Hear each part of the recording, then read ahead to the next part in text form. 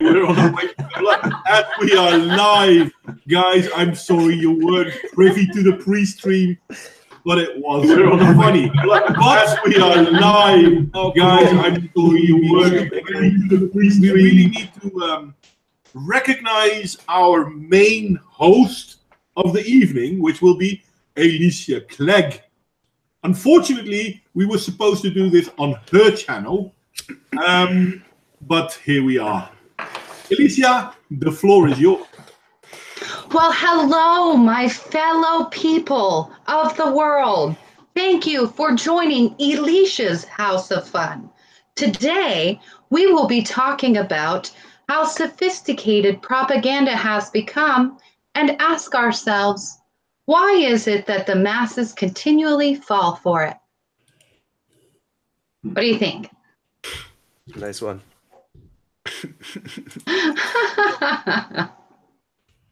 Everybody goes quiet. No. I'm curious. What is the main reason we keep falling for it? Well, isn't that the whole controversy about utopia? Yeah, that's what I was thinking. So I was doing some real serious, in-depth research on propaganda and where it came from, how old it is, and all of that. You know, they had first can track it down to like 1622, the word being used, and that was I guess from the Catholics did something with the minister of propaganda or whatever, but they said that it went back even further than that. Yeah, people have always spun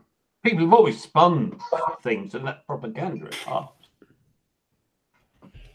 So what you do is then you go and you find intellectuals that have tried to pin down, yeah, propaganda probably is an art form, and maybe that's why it's so hard to beat, is that if we can't nail down why we keep falling for it, we're never going to not fall for it. But at the same time, propaganda happens so naturally that how could you not fall for it? I mean, with all the mind control techniques that you have, with the news spinning the way that it's spun, with the way that you're taught from birth that you have to yield to authority. I mean, I don't see how we can escape propaganda, because it's as soon as you find out that it's propaganda, they turn it on its head and change it to something else. But it's still the same end game. Yeah, it's all about. Sorry. It's all about control. They're looking for a way to control the people the most easily. At some point, the people are going to start a revolt, and then another narrative is going up into the air, and people try again to start control. It's all about power play. I don't think it's even ideology, and the propaganda you are mentioning, it's just a tool. I would also say that submission to authority is an evolved trait.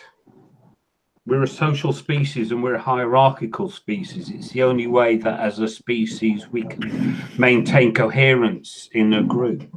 So there is a natural tendency amongst people in the main to defer to authority. That's why it's so effective.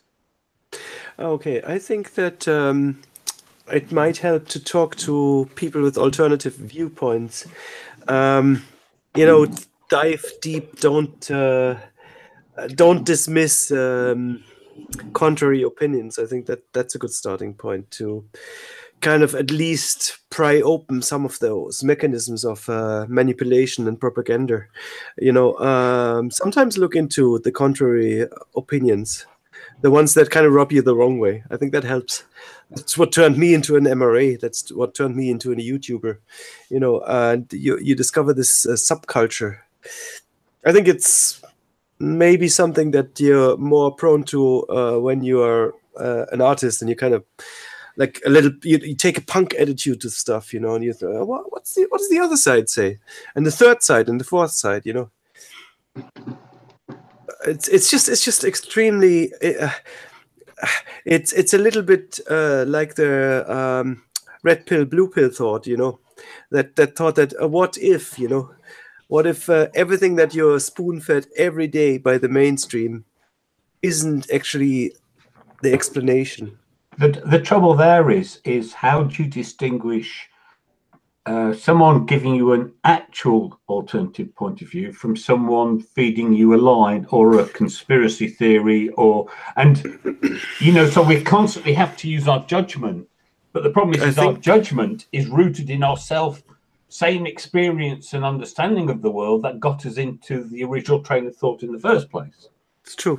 I think the good point, I mean, one thing is obviously try and find the data, you know, follow it, research it. But another one is also very hard. I know that is hard, but there is something else. There's something else, I think, beyond the pure data, and it's not just that emotion. It's not just that emotion of that something is right, but I think there is something that when somebody talks to you on a deeper level, you know, on a and you really open your ears and you listen to it. It's hard to describe, but it's just like you know, when somebody points out cognitive dissonance, and you don't find a flaw in their argumentation, that is always a good point, you know. When you, well, you know, there's this thing about privilege, for instance, you know, there's this thing about that men are privileged, you know, and then if you go, okay, how are they privileged? Oh yeah, they get all the best jobs, they get all this, they get all that, you know, and then you say you get this counterpoint that says, well, when men are privileged, then why are so many low-paid jobs? Why are so many homeless people? Why are so many suicides? You know, oh, I didn't really look at that.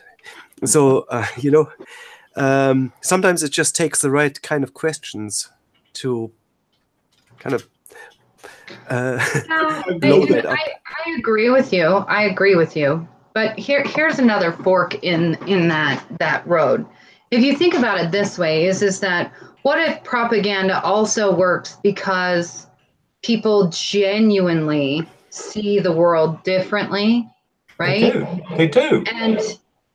And maybe it's like, what if we're always fighting, you know, collective versus individual, but what if the solution is that we have to accept that there really are people that want to be collectivists and that there really are people that want to be individualists, and how can we reconcile the two and create a separate world, like where, you know, the collective communists get to share their own land and shit like that, and then the individuals do their thing. I mean, is that even a solution anymore? Well, you're singing my song on that, because I've actually constructed a thought experiment along those lines,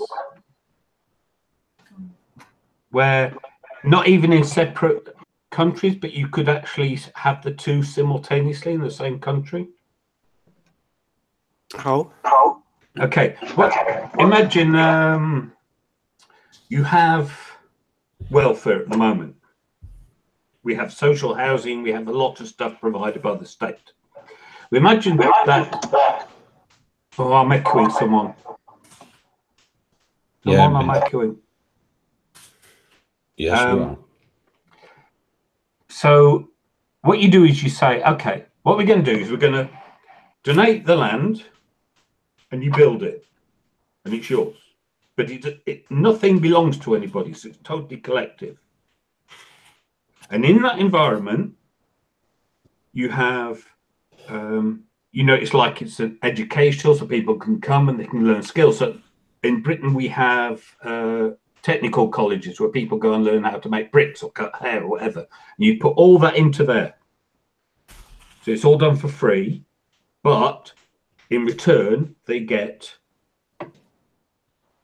money, which is a fraction of what we used to pay in welfare, to just, like, you know, give them food and stuff, because they don't have anything, they don't own anything except for what they build themselves.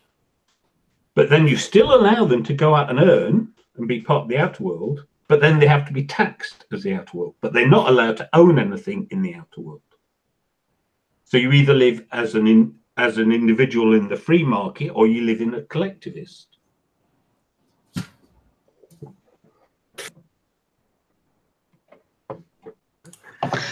But here's the problem. Here's the problem with that.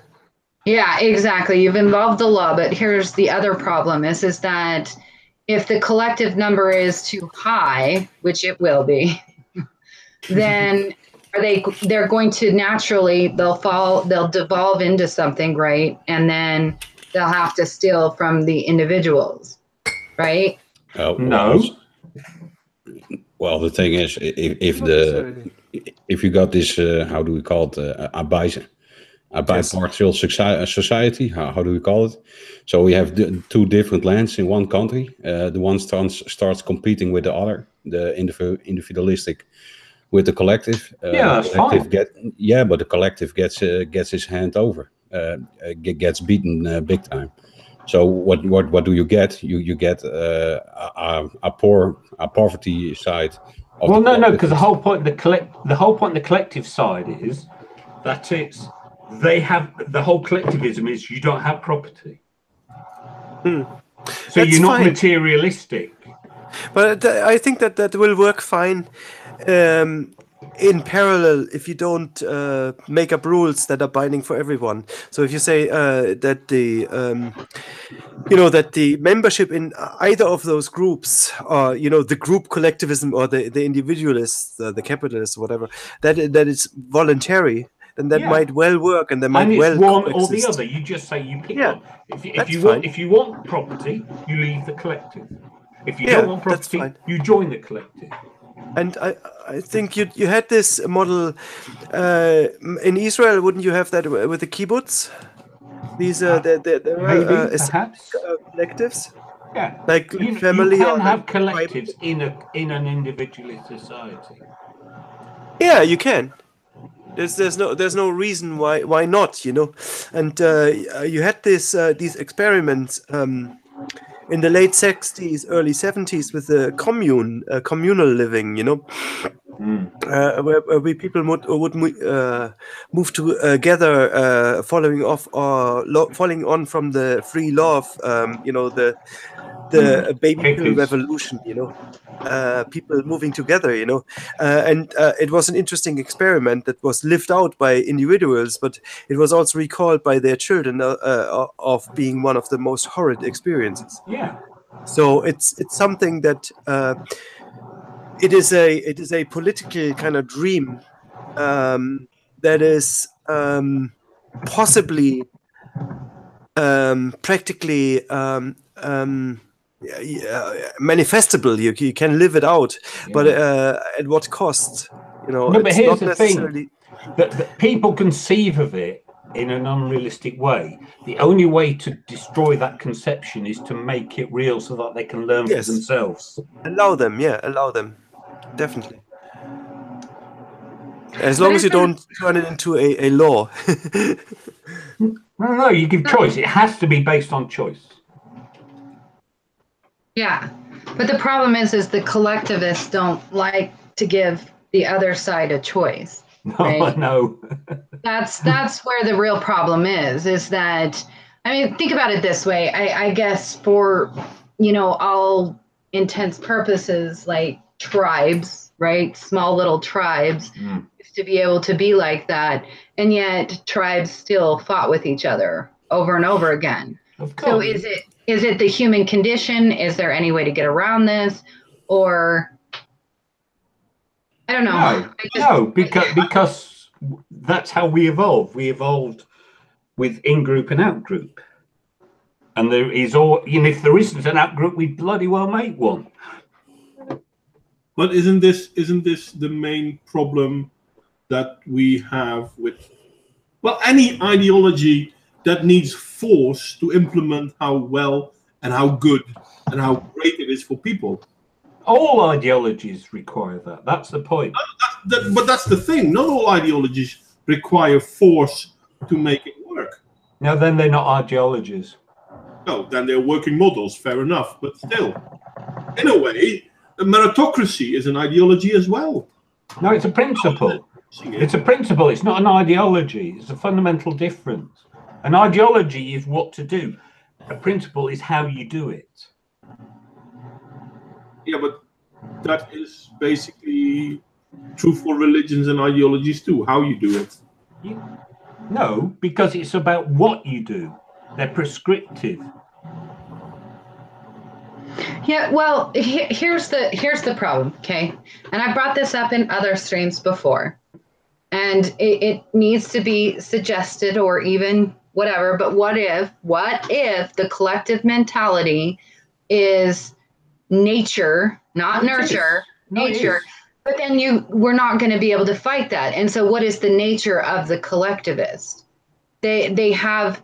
I've sit and talk with collectivists, true collectivists, and it's almost terrifying, some of the things they say. No, like in a way where they completely yield their authority and want to yield their authority. Yeah. And they want everybody else to abide by those things. Like I've had someone was happy that they passed some law where until you're 18, you can't drive with other teenagers, something like that. And the collectivist said, I'm really glad they passed that law, because then when my kids are mad at me, I can say, oh, sorry, it's the law. Yeah. And she's like literally happy to give up her responsibility as a parent. Yeah. And that's what terrifies me, because they're genuinely. No, it is an evolved thing. This is what I say. We have so many problems caused by the fact that we evolved in small related groups, and now we live in these huge societies, so many bigger, and our behaviors maladapt. So altruism, which makes sense in a related close group, is at its extreme very maladaptive when you live in a huge society of strangers. It's kind of funny, because I've in the past mentioned Moustopia a few times. But one of the things that Moustopia proved, especially the part when they were testing with Norwegian rats instead of white mouse, is that they congregate, they move together before they start, well, disintegrating, so to speak. So is that not what we're doing in our Western society too? We are moving together, bigger cities, bigger cities. Yeah. And then those bigger cities are starting to disintegrate. And we're suffering under a failure of too affluent a life without enough actual threats or enough challenges. Yeah. And we are creating our own problems because, well, socialism in this case, because this is the example we bring it with, but all other ideologies that do the same thing. People like to think that there is safety in numbers. We are herd animals, whether we like it or not. But if the herd gets too big, it's breaking it. Yeah. Yeah, that's probably the problem. Plus, they're throwing people into tiny little boxes and apartments and all this crap. And so then it's just like we're eating each other up one way or another. I mean, if we don't, but you have to move to the cities or else you can't pay your taxes, and you have to pay your taxes so that you can build your roads and blah, blah, blah, blah, blah, blah, blah. So it's like this circular bullshit thing that we just can't get out from under. Well, here's the thing, Elicia. In the UK, there were what they call the Enclosure Acts. A lot of people used to have their own land. And under the Enclosure Acts, people were thrown off the land and they had nowhere else to go but the cities. They improved agriculture, so it didn't need so many people to do it. And the yields were higher and the animals were better. And you had a massive surplus population. And they went and worked in factories. It's so depressing. It's really, it's just depressing when you get to the heart of the problem. You know what the problem is, but you can't really fix the problem. You can try to vote new people in to change the laws, but that doesn't ever happen. And so then you go around and you start feeling a little bit crazy, like, is anything going to change? Is anything going to change? But there has to be a way to undo it. And I hear that I'm echoing now. Are you not echoing to me? Okay.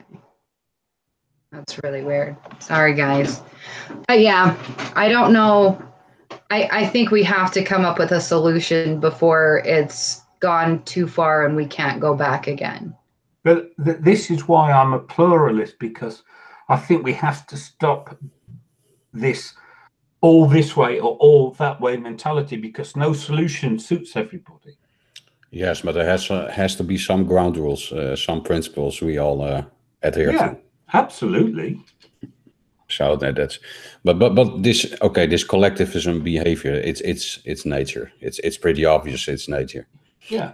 But why do we have to be collective about how do we call it, economical ideology? Why can't it be something more trivial?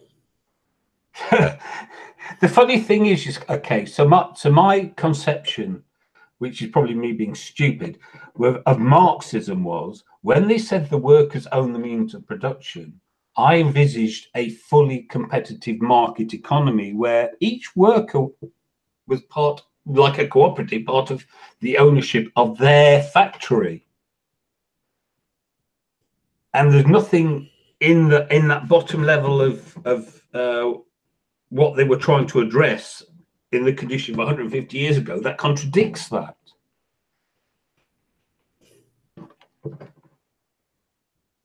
Well, what we could do, I think we should go back to promoting like tribalism, but on a different level. Like, do you know how some people like football and then some people like basketball and shit like that?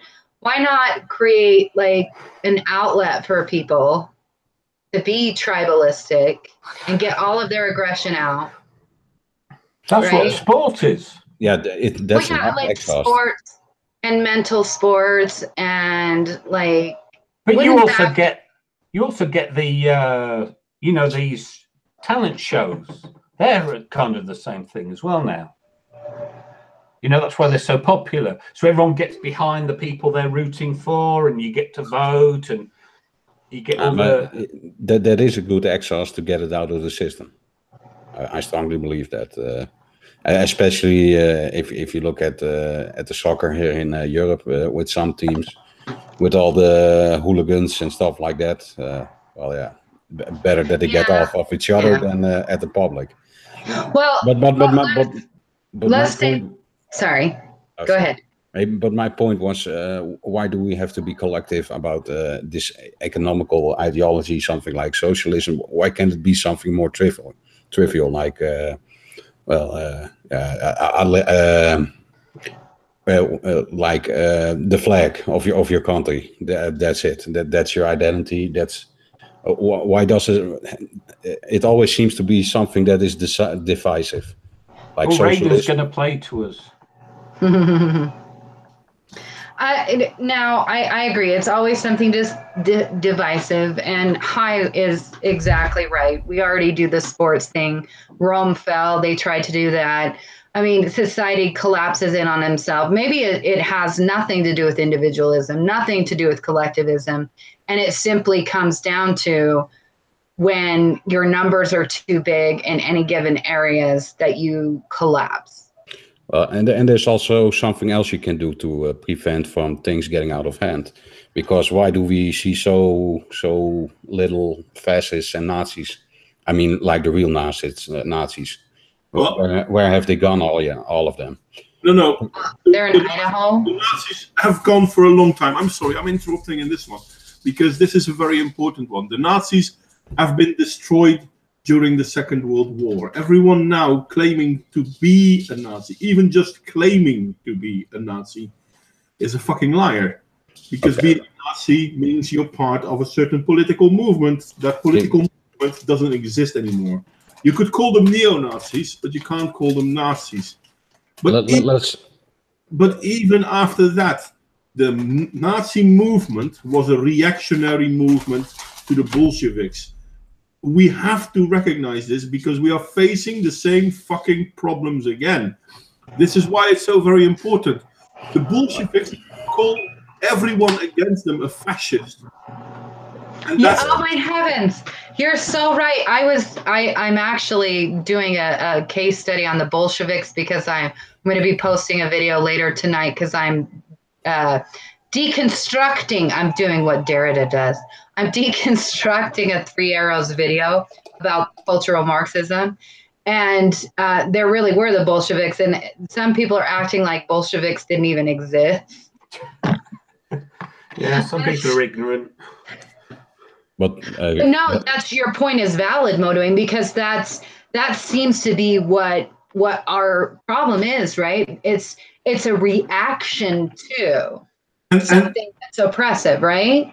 And somehow the Bolsheviks and now Antifa and the left are basically claiming that they are a reaction to what they are actually calling into being. Because if they do this... Sorry. I'm laughing at real. Why?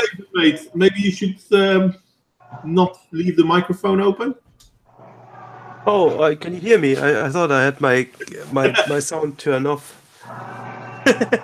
Sorry, Maud. I was laughing at him. No, it's okay. It's okay. But the problem we are facing is that once again, left extreme movements are pushing central people to the right, which will then create a right-wing movement. People need to recognize this, that fascism was a response to Bolshevism.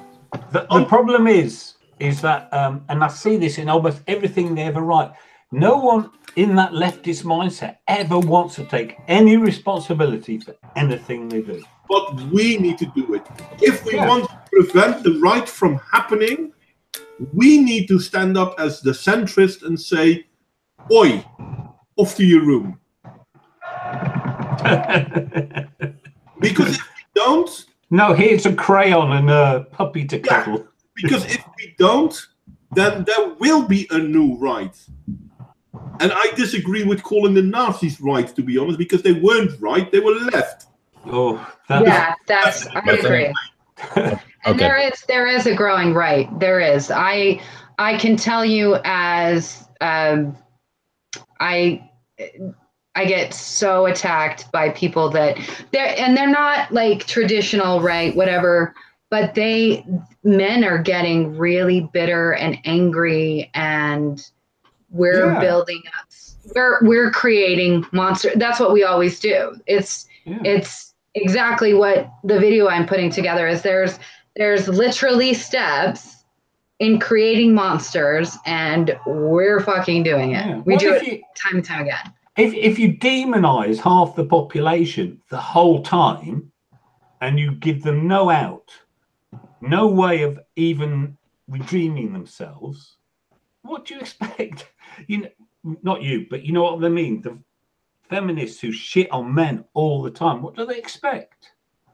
Yeah, like I agree. I mean, like Square Peg did just bring up that the Mormon Church, yes, it is official. I got the little thing. They did cut ties with the Boy Scouts because of the direction they were going in, and I support their decision. Not the reason why I do support their decision is that because the Girl Scouts are not going to be accepting Boy Scouts, boys, but the Boy Scouts have to. Oh. And it's this hypocrisy. And I think the church is starting to, I'm sorry, we call it the church in Utah. That's a cultural thing. The Mormon Church is starting to catch on to what is happening. And so they did promise to give the Boy Scouts of America money until 2020. And they're going to just bring it in-house because the Boy Scouts of America, they do get a lot of money from the Mormons. They really do. So it will hurt them a little bit. But I was glad that they stood their ground on at least one thing. Oh, somebody has to. That's the thing. You can't, you give an inch and it's never enough. It's, never good enough. There's no thanks. there's another point that I want to readdress that High Desert Pioneer made. The black shirts, the SS, took out the brown shirts once they were no longer useful. And this is something we keep seeing on the left. I mean, the useful idiots are the first to die. Can I also make a snide comment? Antifa are also the black shirts. Well, current Antifa are the black shirts. I mean, they dress that way. I mean, I just think it's such a glorious irony. Yeah. But look at the Red Guard in Mao, China. Nearly everyone from the Red Guard got killed by Mao's regime. They were fighting with him. Mm-hmm. Yeah. Look at the people fighting with Che Guevara. Maybe that's what we have to do. Maybe that's what we have to do is inform these uninformed youth that they're being used. I mean, do they? Good luck. But I don't know. They're and that's what I'm saying is that I fear that we've gone too far and there's no going back. And that's just because of all this. I'm telling you, I studied genocide so much, like let it seep inside me, that it's like the tipping point in marketing, right? It is exactly like marketing if you think about it. It's propaganda, marketing, brainwashing, all of this shit is similar in ways. It's not the same, but it's similar. And then with marketing, if you can just get to that tipping point, then it's too late. There's no going back. Yeah. And then it has to just kind of. And I've said this many times, sorry for interrupting you, but I've said this many times. We are moving to a point where bloodshed is the only option available. And we need to prevent that. Because I'm not looking forward to bloodshed. Yeah. So what can we do to make the left recognize this? Well, we can't do anything because merely mentioning it means that you are right-wing and advocating for violence. They're the ones walking around with guns. Hell, it's been more or less proven now that the guy that drove his car into that woman in what was it, Charlottesville, it's been proven that he felt threatened. It's been proven that he was being threatened by Antifa with guns. Yeah. But they shoot at him, but they pointed their guns at him, and then moment later, a guy hit the back of the car, which is on the video. Yeah. He wasn't what we need. part of the demonstration. You're not turning this around. You are having to deal with a complete generation that has been completely demoralized. You cannot turn around this. Well, come back to the point. How can you prevent this collectivism? Well, why has fascism been unpopular the last few decades? Through schooling. So the same would go for the collectivism to have good, proper education about it with the young minds. And if you want to turn this around, it's gonna at least take 20 years, if there's still time. And you have to start teaching individualism instead of collectivism and participation trophies. Yes, and you can teach them about Nazism and fascism, but you also equally teach them about collectivism and communism, socialism, all that kind of stuff. They need to know the both ends.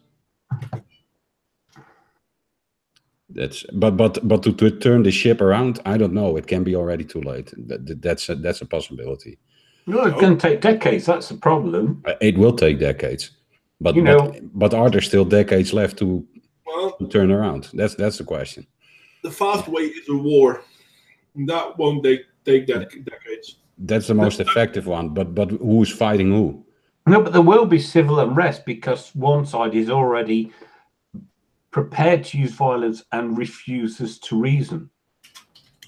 Yeah, which, funny enough, is the same side that keeps telling us how they are the righteous one. Yeah. Who doesn't agree with them is the problem. And that side is also the weak-minded ones. Yeah, but righteousness is the biggest threat of all. Yeah, but a lot of people use the term soy boy, but it's not completely accurate. But a lot of weak-minded people are in that group, and at the moment, how do we say, the boomerang comes back and hits them in the face. It's gonna hit them very hard, and then so Can we still prevent that? Well, we should. Maybe if we had all the ties within schooling, in government, and stuff like that, maybe we could do that. But I fear it's going to take a while before we're there. So this could be already too late. Stan, I'm not sure if the US will be any better in this upcoming shitstorm. I fear the US and Europe aren't that far apart. The only thing I can say is that, I mean, for instance, for the march on Sunday, Antifa turned up, and I don't care how much MMA they do. When they go against the working class, they're going to get pulverized. Yeah. Pound for pound, they will not stand a chance. Because inherently, they are soft people who are trained, as opposed to people for whom there's just something in the culture that is not soft. Well, we could do what we're doing in Utah. For the real power to get some guns and some real power, right? So once you give it to them, what's going to happen then? People are soft, but if you give them the power to create policies, then what are they going to do? Yeah, that's why they're all bureaucrats. That's why they're in the institutions and in the government. They're on the right places. They're not with the majority, but they are in the right places. Yeah, they're in the places where all the power is. Exactly. They're in the schools. They're in the government. They're in. I mean, it's kind of a perfect storm, but I still have a tiny hope that we can turn it around, because if people can take the lead on what Utah is doing right now. So they just passed a law, right? They passed a law where free-range children are okay, which is nice. Imagine that. You have to pass a law so kids can play.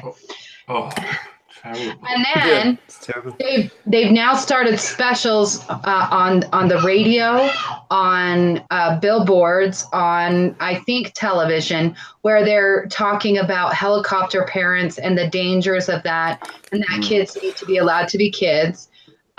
So I think somewhere, somebody in power, I don't know who, has seen that the Generation Z, so anyone under, let's say anyone under the age of 18 below, is pretty fucked right now in the Western world when it comes to all the problems that they have, that they don't have enough people to counterbalance the older generation. Like Generation X, we're never going to have, we can't retire, right? Generation Y is a lost generation.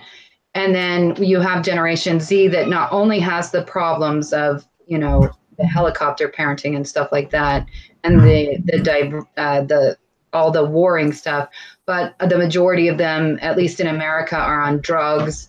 The majority of them have real learning disabilities, not fake disabilities, but actual disabilities where you can, if you go into certain schools in America, I don't know what it's like everywhere else, so hashtag not all countries, is there's, yeah, they are, the disillusion is the solution. There's, these kids will not be able to function on their own. Well, they will not. Education is getting worse. When you say counterbalance, when you said counterbalance, in what aspect? I mean, you know, in terms of public policy, I don't know, productivity, whatever. What do you mean by counterbalance? In what aspect counterbalance? Like to balance out the problem. I mean, well, so right now our baby boomers, right there, we have, homeschool. Right now we have pension crisis everywhere, right? That generation is starting to retire, so they don't have enough money. But that's not what I'm talking about, counterbalance. So the simplest way for me to explain what my mind is thinking is that if you take 10 people, pretend the world is 10 people, and say one of them has cancer, they're out.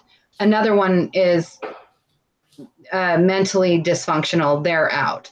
Another one has another problem, they're out. Well, with generation, anyone that's 15 and under, at least in America, and especially in like in Utah, we have kids that we have the highest rate of autism, and it's like real autism, where there's not enough healthy people, because you need at least, right? You need at least how many of 10 need to be able to work to care for everybody?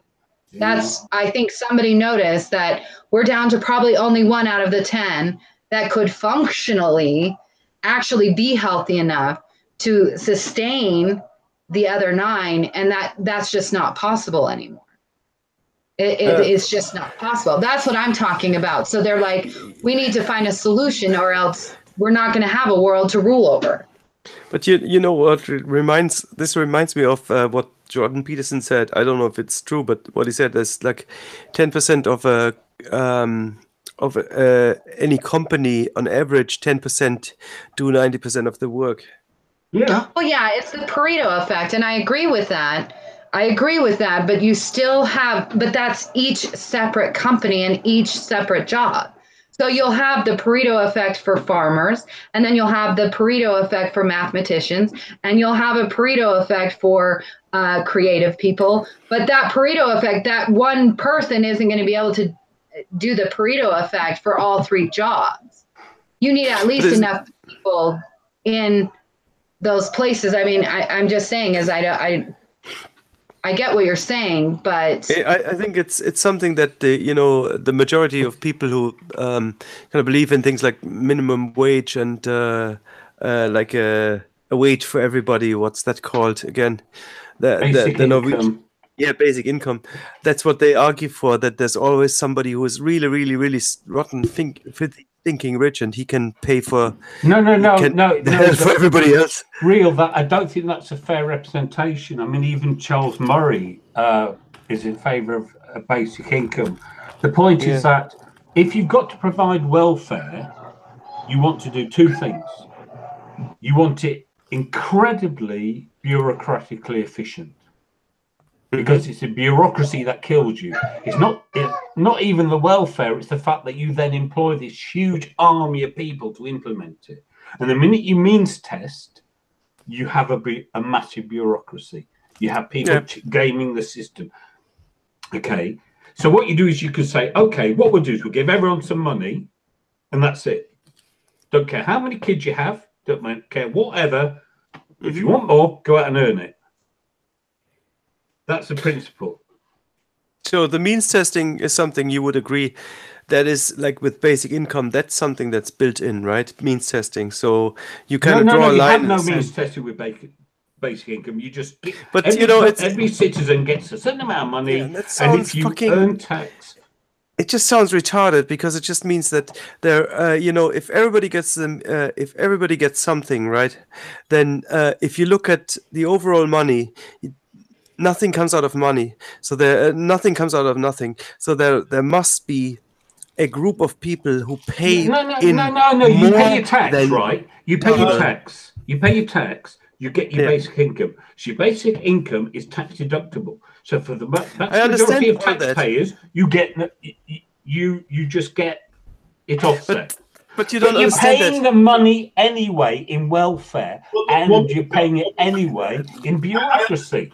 I think I understand that. My point is that you can only take like any machine, like in physics, any machine. There's no machine that runs at 100% 100% efficiency, right? So even if you get 99% efficiency, you have to put in at least or more as the money that you take out. So if you say everybody gets the same, regardless, just as a basis, just as a safety net, is going to pay for this, and that's a smaller number. It's not even going to be 50% of the people. It's going to be a smaller number of the people. We pay our taxes. Can I get a word in, please? Of course you can, Mod. The both of you are making the same mistake, but from a different angle. What John is saying isn't completely right, but he's not completely wrong either. But at the same time, what you're saying isn't completely right, and you're not completely wrong as well, Real Raven. The thing is, and this is where nearly all politicians go wrong, the economy, how do you pronounce it right, isn't Economy. a zero-sum game. Yeah. And if you keep pushing the idea, well, where's the money coming from, or we're going to run out of money, which is partly true, but not completely true, because the economy isn't a zero-sum game. The problem with handing out stuff is that eventually you will run out of stuff because there will no one be left to produce stuff. But at the same time, if you have enough people producing, you can produce more, way more, than everyone needs. So we need to find a way to share what we have without diminishing people. No, Mod, you're fundamentally misunderstanding what I'm saying. What I'm saying is we have a social safety net. People get benefits. Yeah, and that's but people get quite high benefits. And the system is already overworked. Real. The basic income is at a low subsistence level. It provides a safety net. Yeah. And so although you give it to everybody, most people pay for their own, and therefore it's deducted. So it doesn't come in and out. The point is that it is cheaper massively than the current system. Because of administrative overhead, isn't that right? Because and because no one gets the high levels of benefit they get currently. But I think it kind of that what you're saying is that basically means testing is no good because it doesn't really work and it costs more than the money that it saves. And because it's a disincentive to earn, because people who are on benefits lose benefits as soon as they start working, so that they're on a higher relative taxation rate than the ultra rich. And so what you want is a system where people can go to work without any fear of losing benefit, and therefore they will be economically productive. I understand that. I don't mind. I understand it from the perspective of the lower end, and even of if you want to extend that and stretch it to the middle class or whatever, you know. But what I don't understand is where does the fucking money come from? You say, oh, there's some people that are super rich that don't matter. I didn't say that. I said the opposite. We already pay taxes. It is the same money being used now to pay welfare. No, I don't accept that, because what you're saying is, oh, there's a ton of money out there already. I didn't say that. No, that's what I said the that's opposite. I said it's cheaper. You do it because it's cheaper. But it isn't.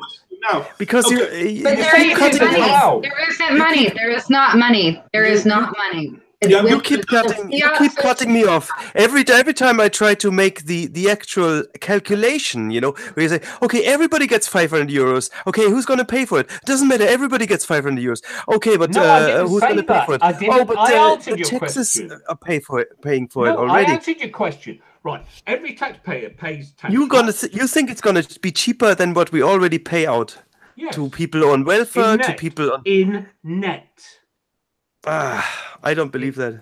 I want to see that by an economist. I want to see that in figures. Let's suppose you pay your tax. So you get your basic income, you deduct it from the tax. Yeah. So you're getting it and you're paying it, so you just deduct one from the other. Yeah. From your tax. When you say your tax, also if you pay VAT. Your tax. You pay your tax. Your income tax or your VAT? All of it. Tax is tax. So you force everybody to keep receipts for everything they buy, like the food they buy, whatever, you know. The VAT tax returns. The idea is this, Real Raven. Instead of giving people that have a welfare check now, you stop handing out welfare checks. No one gets welfare checks anymore. Fine. Everyone gets a base income, a low base income. Less or more or the same as the level of welfare right now? Much less. Much less. Barely enough to scrape by. Well, welfare is already barely enough to scrape by, so I don't... Not necessarily. Oh, I'm sorry, mate, but no, it's not. It really isn't. There are so many ways for people to scrape by. But the welfare safety net should once again become a safety net, something you can fall into whilst you pick yourself up again. At this point in time, in nearly all Western countries, there are a few where this is not the case, thank God, but in nearly all Western countries, the safety nets have become so strong that once people fall in it, they are, how do you call it, incentivized. Well, they're trapped. It even goes farther than that. If you look at the layers above, the bureaucratic layers, they are even busy to have as much customers as they can have, just to keep them busy. You know, like from my personal point of view, that the main thing that incentivizes me to stay on welfare is actually taxes. Yeah, because it's going to cost you more money. Yeah, because the state will straight away for every euro you earn more. It won't just take away the benefit euro per euro, but it will also impose a penalty in form of a tax. So if in order to be self-sufficient, you actually have to earn a lot more than just the euro you lose from the welfare. You have to earn 2 or 3 euros in order to That was my exact the point, overhead. Real. That was my exact point. But then that's only going to work if you abolish taxes. No, who's talking about abolishing taxes? Guys, one moment. Let me go back to the point Real Raven made, but let me ask a specific question. Real Raven, your main reason not to go out of welfare at this point in time is because it's costing you money, yes? The main reason for not going out of welfare at the moment is my intention is to go self-employed, but with what I can earn with self-employment is probably going to be lower, underneath the expectation of if you're self-employed, then you earn a ton of money, like not just 10,000 euros a year, but maybe 40 or 50 or 60,000 euros a year, and then you can, for instance, afford to pay an accountant and get accounting software and all sorts of other things. So, you know, it's very hard. So there's a system here in Ireland, and I think it's in England as well, that if you are unemployed for more than a year, and that's not on benefit, but not on what's it called? We have different not on unemployment. Yeah, not on allowance, but the other one, ben is something when you're still on your stamps. Unemployed benefit, yeah. There's job seekers benefit, and then just job seekers allowance. You have to be on the allowance for at least 12 months before you can go into a program where you go back to work as self-employed, and then you can be weaned off, and you're not directly penalized the first year. You know, because you keep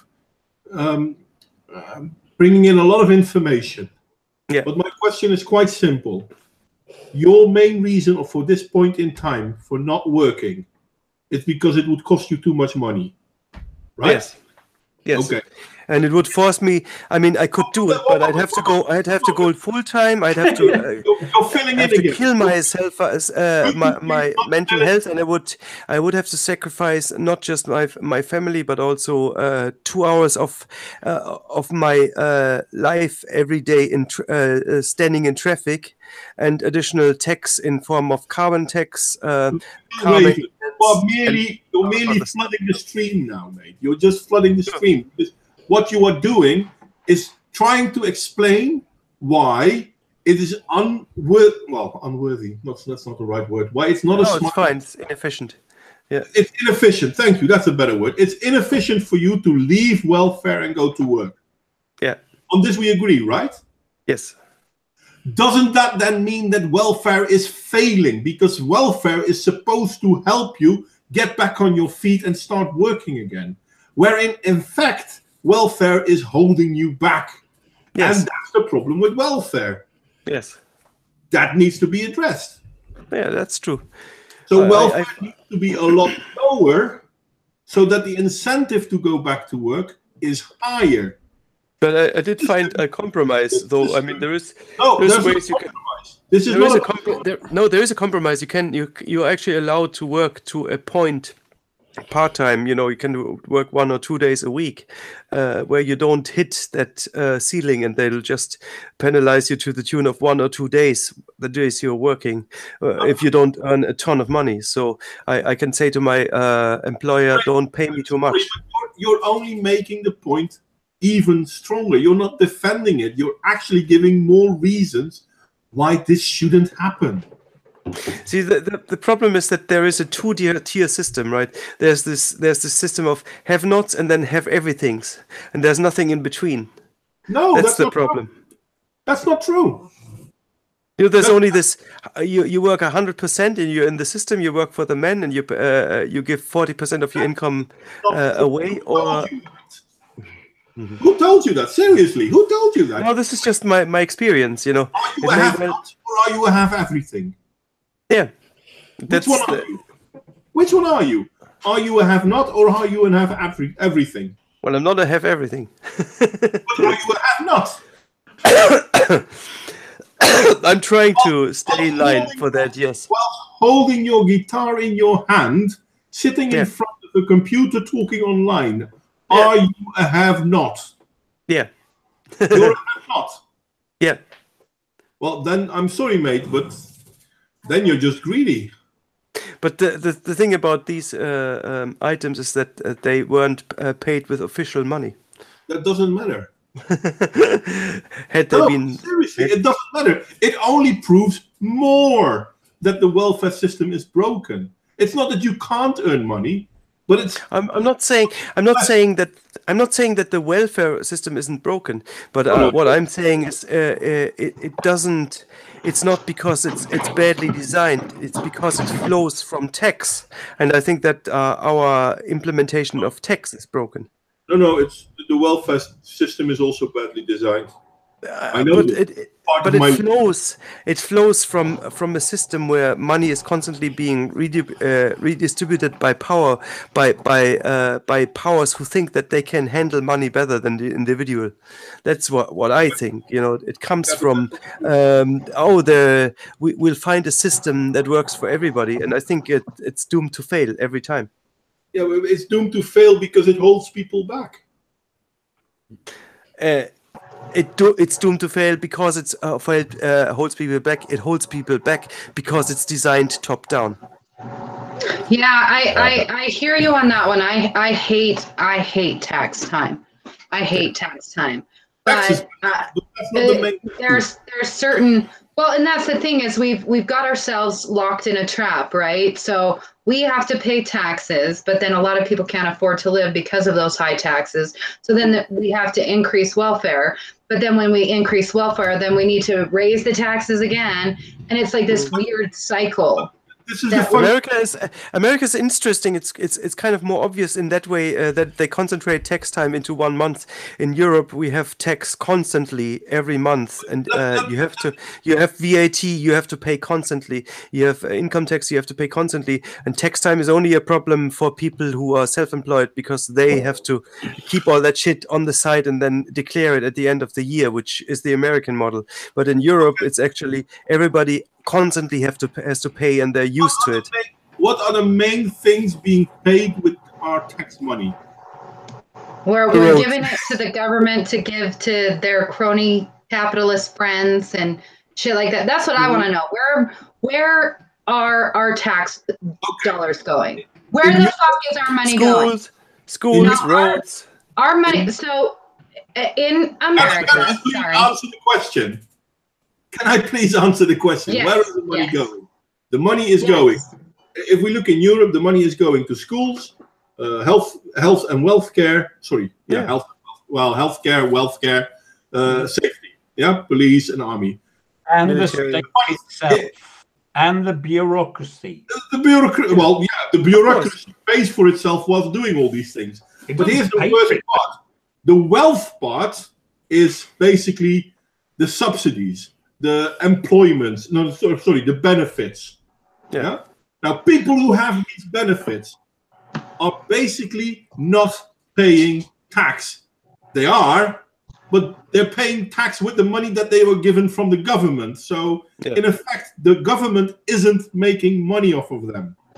Well, and the bigger one moment, please. The bigger the group of people that live on welfare benefits is, the less money is coming back into the system. So the faster the system will go bankrupt. The system is the government. Yeah. Do we want to stop this? Then we have to lower welfare. We don't have to do anything with the taxes, because taxes mean nothing, because people on welfare don't really pay taxes. Well, yeah, they pay the VAT, but they pay the VAT with money that the government gave them to begin with. So it's no money for them. So it's not the taxes that is the problem. It's the welfare system that is the problem. And the bigger the welfare system comes, the bigger the drain on society. Now, in America, they have an extra problem because they have politicians making money. They have the most expensive military in the world, which is wasting money left and right. But can I interject? One day, let me just one day I set out to find out where the fuck all the money was going. I'm telling you, I did Excel spreadsheet. I talked to some accountants, and there is a huge chunk of money missing. Even when you add in, like, so in America, right? So we have federal tax, we have state tax, we have local tax, we have property tax, and then of course tax on everything you buy. But the school is paid for by property taxes. Directly property taxes. And then the local taxes that you pay for the parks and the road, and then the state taxes pay for the roads, and the federal government, which is really fucked up. This is a weird one for y'all. So for every dollar that the federal government takes from us in taxes, you would think that they couldn't give more than $1, but that's where the money's going. And I don't know what the fuck the states are spending it on, but for every dollar taken in the United States, half of the states get more than $1 back. More than $1 back. Go figure that one. Almost everyone is at $1, and then you have like only one state, and it's New Jersey of all places that gets less than that $1 back. So you mean I don't even know. California does. No, what I don't know, what I'm trying to tell you is the taxes that the federal government collects goes back to the states for programs to control the states, but they're always working off of, I don't know, first off, I have no idea where their fucking money is going. But with the states, I've added it up, and there's still a shitload, even with our military that is like, holy fucking $2 trillion missing.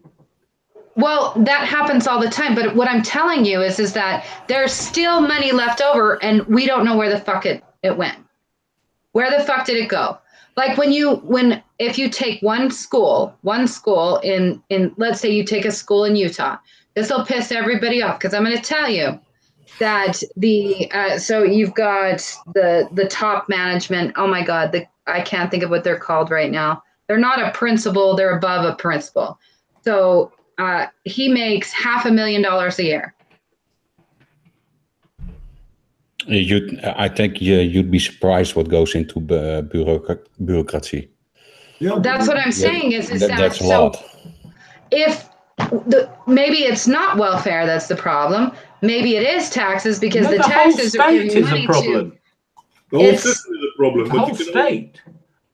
But you can only do so much. But by cutting down welfare, you're also cutting down the bureaucracy, because less people are needed to keep it in check. Yeah, but look at the school bureaucracy. Look at the tax bureaucracy. Why don't we work on those things first? Why? I mean, I know Ron Paul, I hate taxes. Taxes are theft. Everyone knows I feel that way. But maybe a more fair and equitable way to do it is where you have the positive tax and the negative tax, right? So you only have a flat tax. You have one write-off, and that if the people fall below the $10,000 a year, they get back money, and the people that pay over $10,000 a year pay the same percentage. then you could wipe out a lot of jobs. But then once you wipe out all those jobs, where are those people going to work now? You got to do it slowly. That's the trouble. You can't just throw, because that's what they did here in 2010. The Conservatives stood for election and they said, we're going to slash the state. And what happened is it had a massive destabilizing effect on the economy, because all these millions of people thought, oh shit, I might not be in a job. I'm not going to spend that extra bit of money on this and that extra bit of money on that. And suddenly you take 5% off consumer spending and you depress the economy. All with a political program. Well, I think that I don't know. It's like the more so school, right? School is where a big chunk of our shit goes. In my day, we had one secretary, right? Mm. One secretary. Now they have like 6 secretaries, 5 school counselors, 2 vice principals. Why the hell do they need all that shit? Why are we being inefficient? And all these diversity officers and all this bloody, everything. And it's like, it's no wonder college kids get into so much debt, because the bureaucracy is so much heavier and they're paying for it. And then they're the ones who get penalized by all these people whose only job is to go around and looking for incorrect behavior. Yeah, and that really is the problem. There is a huge problem with the bureaucracy on all systems, on all levels. Schools have begun growing massively because of the bureaucracy. Mm. Most things, except for police in Europe anyway, the police in Europe have been dwindling. Yeah, ours too. But the bureaucracy has been growing. A lot of these organizations have become top heavy. They've got more managers than people actually working. Hell, in the hospital I work, there actually was a time 6 years ago, we had so much money spent on managers compared to the money spent on hands at the beds. It was almost one-on-one. Yeah. How the fuck is that possible? Well, I know, right? That's another thing, especially with the European Union here. If you have done your job like a good boy, you've done what the program told you to do. You get promised these executive functions at some obscure council or whatever. They're also inventing continuously these new positions to give people to people instead of bags of money. So that's another part of it. And also if you work on an office, and if you go to office and you get the assignment, we need half the people there. You need to decide what you're going to do with half of the people. That goes against the instinct, because if you're in an office job, and it can be especially in the commercial sector, you want to grow. But if you have this in an institution, this institution wants to grow. They want to have a job. Otherwise, they're going to find work for them. So they don't have the nature to downsize, only to upskill. Yeah, which is a problem. And this is the same mentality that we see with the welfare thing. If we look in the Netherlands, we have how many different forms of welfare? We have welfare for people with physical disability. We have welfare for people who are unemployed for a longer period than, I think it's half a year. Because the first half a year is unemployment benefits, but that's an insurance. You pay from it in your taxes. Every month you work, you build it up. We have unable to work. I'm trying to find the right phrases. Unable to work because you're young and disabled. Unable to work because you're old and disabled. These are 2 different ones. We have old people, not pension, but old people not being able to work. We've got so many different forms of welfare, and this in itself is a money dump. In all fairness, if you're young and you need welfare, you're not going to need more than if you're old and you need welfare. You just need enough to survive. And if you're disabled, you don't need more than someone else. You just need enough to survive. Yeah, but there are extra costs because of my health issues. Fair enough, but those will be paid out of a different pot. It's not welfare. But yeah, it's what John said. If you get rid of all these layers, if you somehow could do that, you got all these jobless people going back into in welfare. Yeah. So it's a downward. How do you call it? Downward. It's a downward spiral because we've committed to it too much. We need to go back to a production economy. But you have to do it slowly. That's the problem. If you do a disruptive change, you just fuck the whole system up. Yeah, but how are we supposed to go back to that system when we're being flooded? Every Western country is being flooded by migration. Yeah, well, we have to stop it. We have to stop it. But we can't. Like, the left won't let us stop it. Like, I don't know what you guys are going through, but in America, Donald Trump is being cock-blocked left and right. Because it's not the left, it's the only people who benefit from the migration are the people who want cheap wages. Yeah, but the problem is that, well, look at California, though. They're the ones that are getting the flood of migrants, right? And but they can't afford it. But they're not benefiting from it.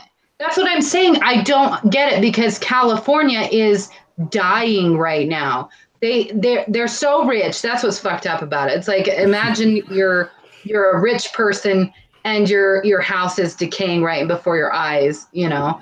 So that's where we're at again. We're back to the circle of the last time we all talked about this, is that when you look at California, just study California, you know they're dying. People are leaving in drones, but they're still welcoming in all of these migrants that are costing them a shitload of money. I don't know who that benefits. No, the problem is that the population is not homogenous. So there are people in the population who are benefiting, while the people who are leaving are the ones who pay the price. And they're being replaced by the migrants. They're not being replaced. I don't. No, you said the migrants are flooding in, so the migrants are flooding in the people who are leaving. Yeah, but they're not replacing anybody. They're you mean like people on people? I thought you meant job-wise. No, just people on people. Okay. Well, you know, it's the old argument, isn't it? We need the immigrants to do the jobs the natives won't do. That's not true, though. No, but that's the mentality. You understand me? It's like what people say. That's the thing, though. I mean, if we look at Sweden, I think less than 5% of all the immigrants they've taken in the last 5 years is actually working. Yeah. But the main argument to let them come in was because we needed people to do the jobs. But they're not doing a job. We're only paying for them. Well, you can't have social security if you also have a migrant stream. That cannot be at the same time. I'm 100% sure that Carlos would say the main reason why Portugal doesn't have this problem is because they don't give out as much social benefit. Yeah. And we... because they're poor shit. I mean, people should not get benefit if you've not been in the system and contributed. To me, that is such an obvious thing. That's why I think the basic income is not going to work. It's still a basic income. I'm still in front of my idea that the first 20,000 euros should be completely tax free. So you still have to earn them. And besides, the leftists think that Europe is a beacon of freedom because of quote-unquote social democracy, including the welfare state, despite the erosion of free speech and the rule of law. Yeah, but the left, do they see reality? No, I agree. I agree with him. That's I'm agreeing. I'm just saying, do they even see reality? This is a problem. No, they're far gone. That is their reality. That is their reality. Until it's what they see, but it's not reality. Well, but it is their reality, their perception. Like I say that all the time when I hear people talk about certain places and they've never fucking been there. So in their mind, it is their reality. It's not a lie to them. I'm It's not like saying it's not a lie. you know I'm just what they saying that they're could not do? perceiving it. What they need to do is force politicians. Yeah, it's perception, not reality. Perception is, I know perception, not reality. Anyway, what if we had politicians? First off, they have to have limits. That needs to be done. That needs to be done. But make them go live among the people that they're supposed to be representing. I want my governor to come and live in my neighborhood and see what it's, well, not, he would be fine here. I'm not, like, whatever, but, you know, like in a poor neighborhood, and see what they're doing and see what they're bringing. And they are not allowed to have guns. Any of these little fuckers that are trying to take away our guns, we should take away their guns first. Let them. They use bodyguards. No, they don't get to have bodyguards either. No guns for That's them what I'm either. saying, but, you know, they want to take away your guns, but they've got bodyguards. They'll never take away our guns. They know it'll be civil war, right? Americans, we know that there's probably about 10 states. If they tried to take our guns, it would be civil war. It would be the end. It would be the end. Well, actually, it's kind of funny because in Europe, I think it's Czechia who decided to open the trade of guns for its civilians. It's the first European country again. Well, here's the thing. I mean, UK gun crime is rising, so essentially we're becoming a country with guns anyway. Yeah, you need guns to protect you from the bad guys with guns. Exactly. Yeah. UK is really funny because now you're not allowed to have potato peelers with you. Oh, don't Oh my God! as long as you're the right kind of person they want to pick on. If you're from a certain religious of pieces, then it'd be just fine. Well, or you could. I want to see your countries be brave. Get your damn guns back. Oh, we would like our governments to have a backbone. Trust me. But Also, no, seriously, John, convert to Sikh, and then you can carry a dagger with you. Also, What? in the UK, Sikhs are by law allowed to carry a dagger with them. That's not right to have one law for one people and one law for another. Honestly, that position, fair is fair. The Sikhs have earned that position. well, that's the problem with groups' rights versus individual rights. Yeah, there's a huge. as far as I'm concerned, you have one law, and it shouldn't matter who you are. I agree, but it's not happening. No, but we have to start pushing it and just get rid of all these special exemptions. And Modwayne, that example of the Czech Republic you've named, they've got one of the lowest criminal rates. I'm not saying it is the guns, but the guns are not working against it. Well, what about Switzerland? Oh, that's a very nice country to be. It's so But relaxed. Switzerland isn't part of Europe. Oh No, but they have Oh yeah, they have guns. Guns. They have more guns than Honduras. They have more guns. Well, they don't have more guns than America, but they do have more guns per capita than America, which is funny because No, we mean more people have a gun as opposed to the number of guns on average. yeah, something like Yeah, that. but in America, it's just estimated how many guns there are. I assure you. The difference is Assure you. in America, not every family has a gun. Okay, so you're talking per capita. Sorry. Well, it's not per capita because that's an average, but there are more people with a gun. Because every man of age in Switzerland is by law required to have a gun. Yeah, so that's cool. And it's not just a gun, it's a rifle. It's a rifle, indeed. So that's in Switzerland? Where is Switzerland now? Let me see. And they have a pretty good defense. They still are obligated to go to the army at some age. They have to practice shooting at least once a year. And you're not going to invade it with all the mountains. You don't.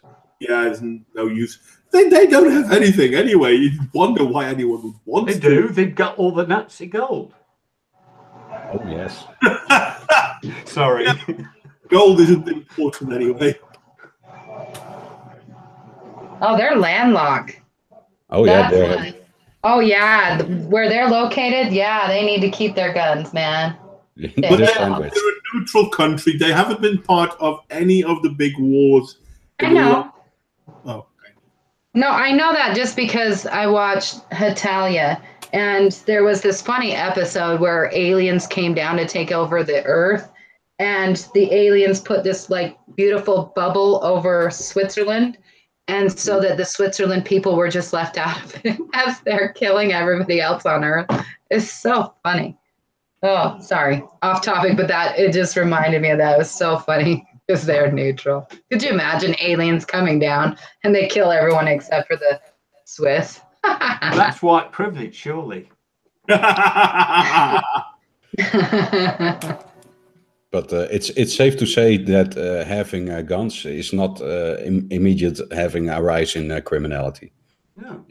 Actually, there are more countries in the Western world where they do have guns, where guns are still allowed, and they are not part of the problem. Even in America, where gun crime is a problem, the crime is not committed by legal gun owners. And that difference is often totally ignored. Yeah, and the highest crime rates are because laws are not equal in America because of states, right? But there are places where the highest crime rates are with the strictest gun control laws. California. Yeah, I guess California gets to keep their guns, but no, but that's what I heard, that they have the strictest gun laws but the highest gun crime. I think it's regional. It can be per city, actually, as far as I found. Yeah, there are so it would be certain cities. So like in California, where it's like farmland, it's different than like in certain cities like Compton, right? There's the big one. The violence there is horrific. But you're breaking up. I can't get what you're saying. And the states and shit like that. Yeah, it sucks. What are you gonna do? You broke up. I'm not sure if the rest heard what you said. I didn't. Oh, I just said that it's weird in America because each state and then each city can have different laws. So it is kind of weird. So does that not get into trouble then if they accidentally go into some place and you didn't realise what the law was? Not ignorance of the law is no excuse for breaking the law. So that's what I was wondering, if it happens a lot, because you'd think it would. It does happen a lot. That's why we've got the highest prison population. Our police force are criminal pirates.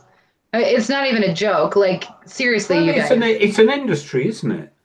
It really is. We're run by the military-industrial complex and the medical-industrial complex. We are, by very definition, a fascistic country that thinks they're free. We're not. Yeah. We're not free at all. We do have free speech and have our guns, thank God, because I'll tell you what, the second that they get rid of our guns in America, you will see tyranny. That's what they want. It will be utter tyranny. Oh. It's terrifying. The police are terrible. And I'm not. Are you roboting again? I'm sorry, but it is scary in certain areas where we are like a third world country. It's not an exaggeration. It's the truth. It is the truth. But the funny part is that the places where this is the worst are the cities or the how do you call them? Areas. Sorry, can't find a better word. With the strictest gun laws. Washington, Chicago, Bolton. Yeah. It's the Democrat states. Yeah. Period. They're the biggest mess. Yeah. It's sad. It's a sad state. What are you going to do? I don't understand how people keep ignoring that or fail to recognize it. I don't know how to say this. Yeah, But I suppose Molyneux is right on this in this respect, with the welfare state keeping people down. If do you guys know Tommy Sotomayor? Yeah. He's talking usually about the black community and about the single mamahood.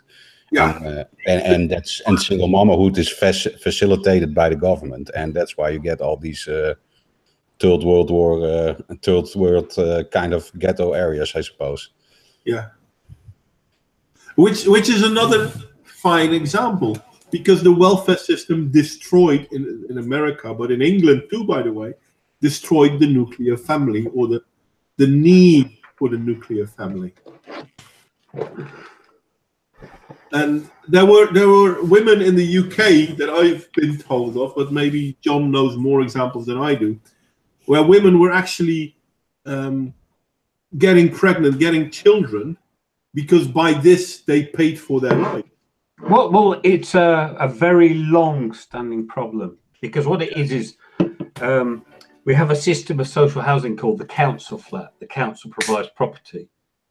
And being a single mother, surprise, surprise, gets you to the top of the list. So girls at 16 would have a child, and then they could move out and get their own flat. Well, yeah, that too. And they would get not subsidies, but welfare based on their children. You have kids, therefore you get money, which also caused women to then be perpetually pregnant almost. Well, it's just a, let's call it a career choice. Yeah. Yeah, but that's the other thing. Some women just get shamed for wanting to having a traditional family lifestyle. That they are pushed to having a career and stuff like that, or get pregnant at 16. One of those two. So, well, if you're vulnerable for peer pressure, feminism will try to keep you away from getting pregnant, even well after your 50s, and then you're unhappy that you can't be pregnant anymore. And if you're vulnerable for a different form of peer pressure, you get pregnant at 16 so you can move out of the house and have fun. And then you keep getting pregnant because somehow you need to, you need to make money, and they can't put you to work because you kind of don't learn any skills. You don't have a man taking care of you, so there's only one thing you're going to have to do. Yeah, and if you have the children, well, the daughters they look up at their mothers to have the same kind of life, yeah. And the boys usually end up aggressively and a bit off the right path. So yes, that's you breed an entire generations of misfits. Yeah, welcome to the world of failure. Feminism provided. But that's feminism. Well, apparently, with Lyndon Johnson in the 60s, who introduced the laws that encouraged single mothers in America. I think, I've been thinking a lot about it. Do you ever think that maybe these, because women are not taught logic and reason, they've been never taught that, right? And so what if you had an unscrupulous group of men that saw this movement and used it for their own benefit? And I only say that because of the prohibition in the US, because when I studied that, it was really a bunch of guys that started it, and then they saw these women bitching about the temperance movement. I thought that was a female-led thing. It was. Well, no, but that's what I'm telling you, is when you actually go down the wormhole, you find out it was this religious movement of men that were doing it. And then they saw these women that were bitching about their husbands drinking. And so they're like, ooh, we can use them. I just don't think we should gender such things. I think. Well, it is gendered. It is gendered. No, I will gender everything. I've been thinking about that a lot. No, boo. I'm saying it's kind of like, no, think about it. Like if you have right now, if you were to, let's say you had bad things that you wanted to do, and you Isn't knew you communism could female? manipulate 16. Let's say you could manipulate 16-year-olds, and then you suddenly, talked them into doing certain things and then gave them the right to vote. I mean, is it really the 16-year-olds that are doing it that don't know anything yet? Yes, I'm just but saying is that we never I'm just learned saying logic and that reason. sort of manipulation isn't a male preserve. I'm not saying it was like, I'm saying it's a very specific group of men. You No, can't that's get what I'm saying. I don't because think it's a I'm specific just saying group of is men. that it was a very specific group of men that knew that they could. Well, it's kind of like there's a very specific group of women that know that we can manipulate men and get whatever the F we want off of it. You don't think that the inverse is possible? No, I'm saying it's not all this or all that, but it's more complicated. Communism is not female. Why the hell would you say Whoa, that? whoa. First That off- is going to cause a lot of laughter, that one. First off, isn't Plato, or isn't it Plato that came up with communism, at least wrote it down first? Is he a chick and I was unaware of this? Is Karl I think Marx it's just. a chick? I think they were just pandering.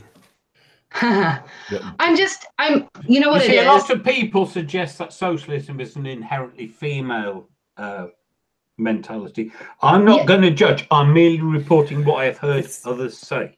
Well, It's just that it just seems that redistribution of wealth is a very kind of maternal idea, isn't it? it's a maternal. It's the idea of fairness. It's the idea of fairness to all your children, but only to your children. You only want it for your children. You don't want it for your next door neighbor's children. But I mean, it's just that you just see that the whole population is kind of like a it's this top-down kind of government. It's not really democratic. It's this the state being the mother and everybody, the whole population being the children, and that's the idea of tax. It's kind of everybody gets their fair share. Yeah, but women didn't design any of these systems. Why? We did not design any of these systems. Not fair, because there's a difference. Excuses. I will take blame for one thing. This. I don't know. Women didn't design it, but who says that men didn't design it to please women? You need to listen to Karen Strawn on this, about the power of soft power, and how you don't have to be the person enacting something to actually implement it. I see, the way that I see the state, and the way that legislation works and everything. I don't see that as at the top of the state are people with great power and great wisdom, and great insight. It's just people fumbling for what they feel might pander to the biggest common denominator, and I wouldn't say that excludes. Like the female, that is a particularly male. That is a particularly male kind of.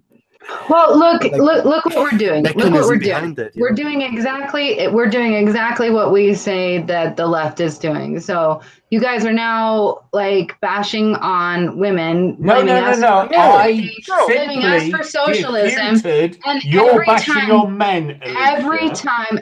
Every time that I stick up for women online now, anything erroneous, I get attacked by men, even though I continuously stick up for men.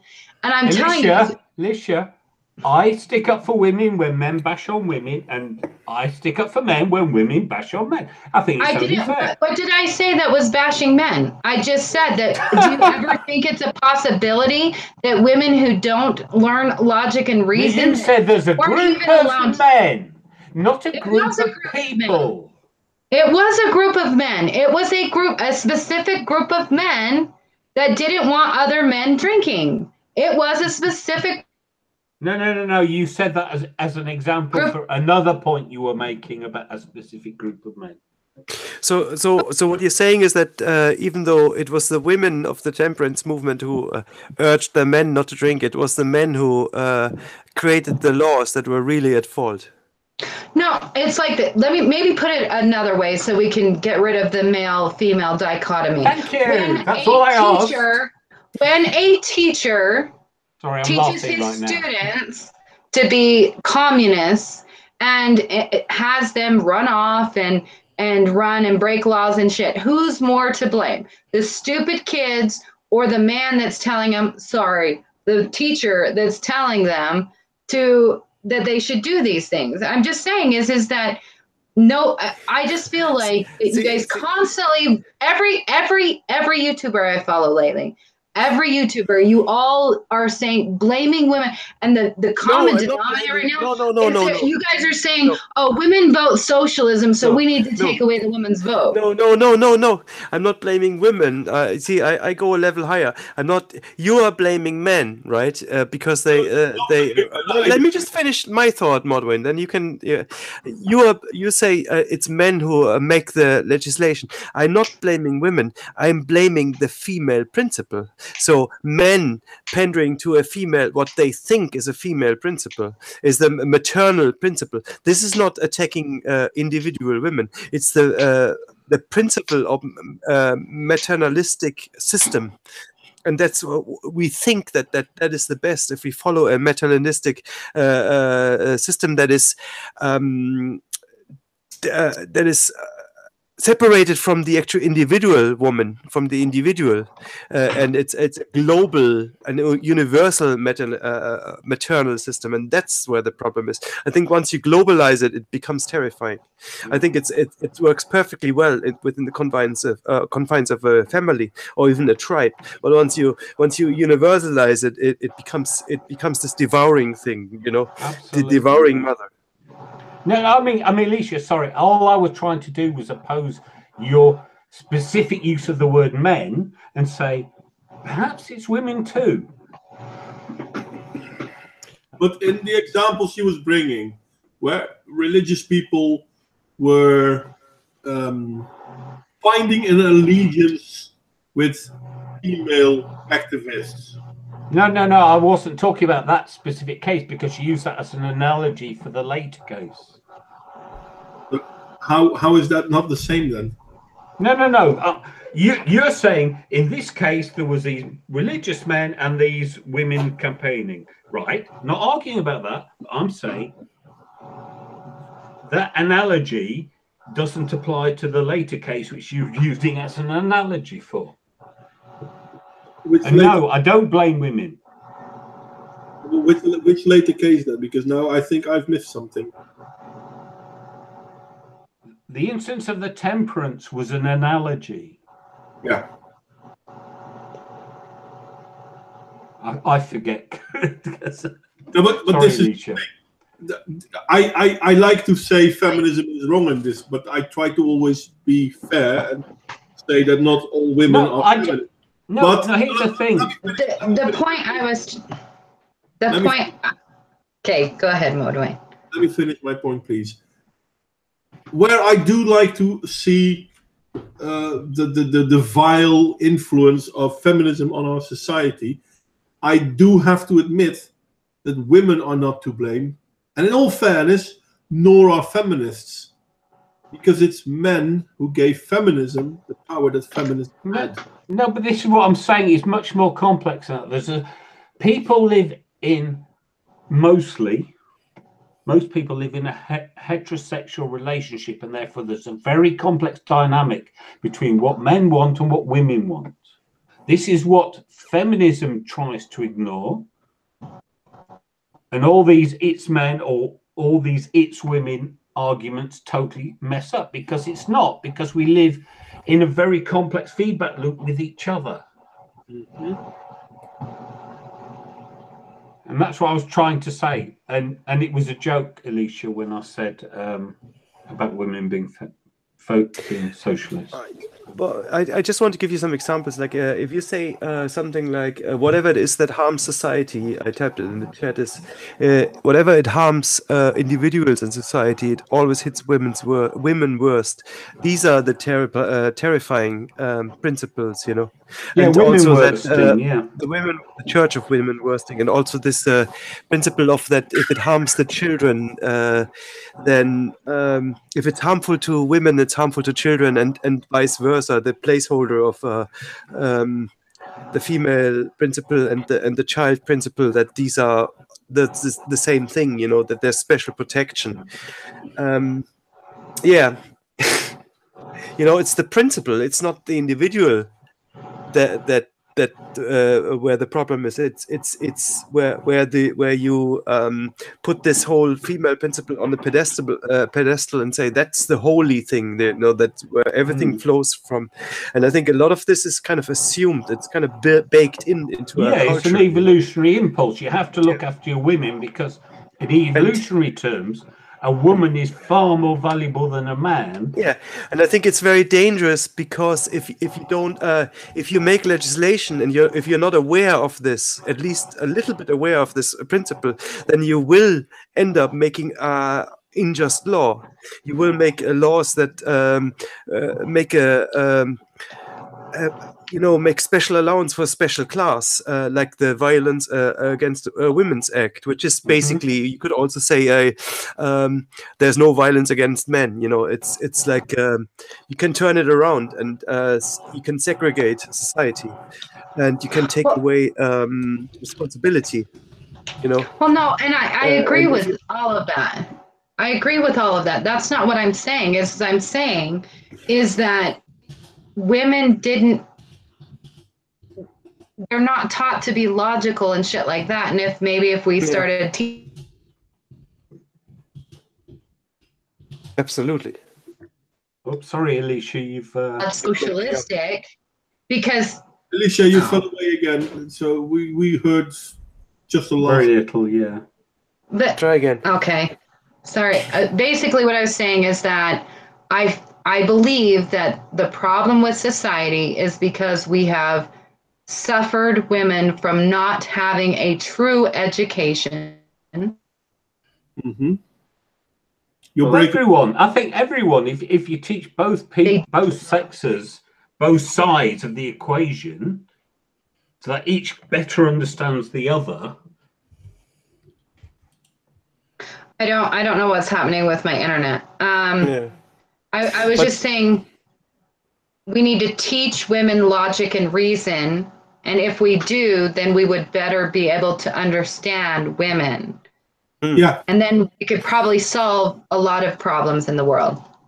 Okay, question. If you look at public schools, wouldn't that be in a good position to teach women, especially if you have like gender mixed classes, to teach each exactly the same? No, to teach these principles. No, the idea is good, but unfortunately, our current schooling system, even for little kids, is completely gynocentric. It's because it doesn't really. It teaches everybody the same, but they don't really teach logic. Yeah, they don't really teach logic at all. Logic, not to males, not to females. Yeah, well, but I'm saying is that men then go out, they learn logic from sports and from certain logic is very specific where you learn it, and so I get what you're doing there. Do you mean logic? What you're doing there. Logic, as in figuring out problems. Yeah, correctly. But also cooperation. C-D. No, not cooperation. No, but it's part of that. That's socialization. That will always be biased. Logic used to be taught easily through math, right? Higher mathematics teaches logic, right? Mm-hmm. Puzzles teach logic. Sports, actually. You can teach logic. I studied logic. I'm trying to say, I don't think you're catching my point. No, sorry, I would just.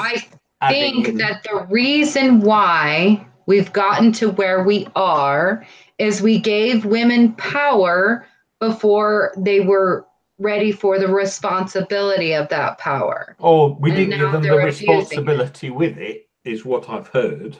No, I'm saying they didn't have the knowledge behind it. It's like giving a 15-year-old car keys and a beer. Yay! Sorry. That's all I'm saying is No, that the I girls agree. I agree. were I not agree. mentally prepared. All their little box is the home. They didn't realize that there's more than the home. There's a whole fucking city that's going to be traumatized by your shit that you're doing. Yeah, you have to be taught to drink responsibility while driving. Yeah.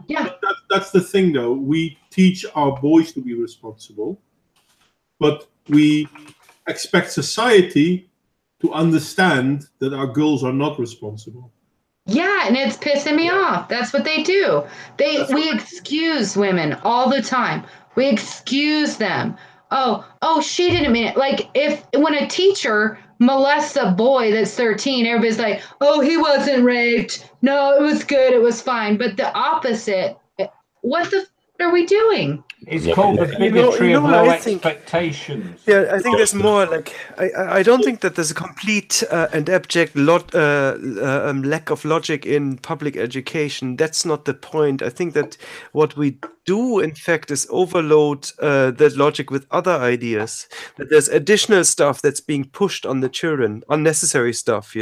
Like this idea of suffering, the idea of victimhood, the idea of not segregation, but being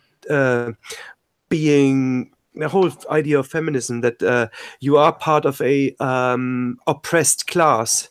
It's something that is awful. Yeah, and but that goes into the the indoctrination of children with the idea of with the ideas of social justice. Yeah, and the whole identity politics thing. Yeah, people are taught their identity is more important than the person. Just look at the sentences in court. They're usually a lot more mildly towards women than towards men for the same offense. And yet, that's a symptom. And yet feminists are now campaigning to make the women's sentences even lighter. I mean, that I think that whatever that the outcome is in justice and activism, that's already an after effect of education, of 20 years of indoctrination. So we can very well criticize that, but this is just a logical consequence of what has been taught to kids over the last 15, 20 years in school. Yeah, and then how is it that my oldest daughter is not a feminist? Because you homeschool? I did not homeschool my oldest daughter. People are not all the same, though. I know. This is a common mistake. People say X conditions arise, and here's an exception, and here's an exception. Additional information? Did you have other? But everyone exists on a spectrum, and you get outliers, and be glad. Well, celebrate it. No, do you know what it's like? Think of the younger generation right now. They hate feminism. I've talked to these girls. They hate feminism. That nobody's dating, and it is a big problem. And I agree. I think females. We went off track somewhere. I'm just upset because I'm getting sick and tired of men all the time, and then I follow YouTubers and support them, and then they'll say shit like all women need to not get a vote, and then I think I'm just being bitter. No. Here's the thing, it's like I've even heard people like Karen Strawn saying, she would support women having the vote taken away, and it's not an answer. It's not an answer. It's not helpful. It's a thought experiment. No, but she says it almost semi-seriously, and it's not an answer. But you it's can't not gonna put certain genies back in the bottle. No, it's not practical. But I don't know. I think that they should go by IQ. Let's do. I say that to them. I don't think so. No. I don't think so. I don't think. I don't think IQ will protect you from bad ideas necessarily. The only solution is to reform education, make it simple, and teach proper facts. But that's the thing, though. We don't do that anymore because that's what I'm saying. That's what we need to do. We need to go back to school to learn a language, to learn to learn math, and to learn history. It has propagated. The facts haven't already. The real facts haven't percolated towards the teachers. They live. The syllabus is already filtered. Whatever they have to teach. History. Yeah, it's KGB. That's the thing. The indoctrination is almost complete. So, and to answer Elicia's question, your oldest was it oldest daughter or oldest? No, daughter. Yeah. Yeah. So your oldest daughter. So she probably had other information. The one thought that occurred to me when you said it was that there is something. There's always a undercurrent of counter resistance and counterculture against what your elders teach you, or what your parents teach you and teach you, and that is good if you have some alternative information. And the kids nowadays, they have the internet. They just have that. They have the access to that, and if they don't, it's not just that though. I mean, do you hear these? You hear these people, and they go, "Yeah, all our lives we're told as women to be quiet and submissive and take up no space," and you go, "Where? Exactly. When? Am I deaf? I've never heard that in my life." Yeah, but it's just like because we were told this in the 70s, and we still teach it to our children 50 but years later. The thing. So there'll be some individuals who are also going, "But I don't see it. You're talking nonsense." Yeah, because it's like the teachers are stuck in permanent Throwback Thursday, like for years, for decades. It's just Throwback Thursday always. For them, it's just, oh yeah, we're always being thrown. It's not true anymore. Look at all the advertisements. Was it ever true? It might have been in the 70s. No, I'm from that age. It wasn't. Gone, Wasn't. It's just. Yeah, but maybe, I don't know. I mean, if you look at, I think it's quite instructive to look at the history of, let's say, advertisements, and look at how advertisement kind of, maybe for the same product even. 50s maybe. No, even 70s. How it went over the decades, No, but that's the thing, though. It's just dancing. No, that's the thing, though, real, because I heard these stories. I heard these stories. Oh, women can't do this, women can't do that. In the 70s, we had the women who could do this. They did do this. It was public. And yet still 20 years later, there's this story. Oh, women couldn't do this. They couldn't do that. And they did. Yeah. That's another point. I mean, Susie Quattro was a big star in her leather trousers, playing the bass guitar, heading her own band all through the 70s. So don't tell me that women couldn't play in rock and roll bands in the 70s. Yeah.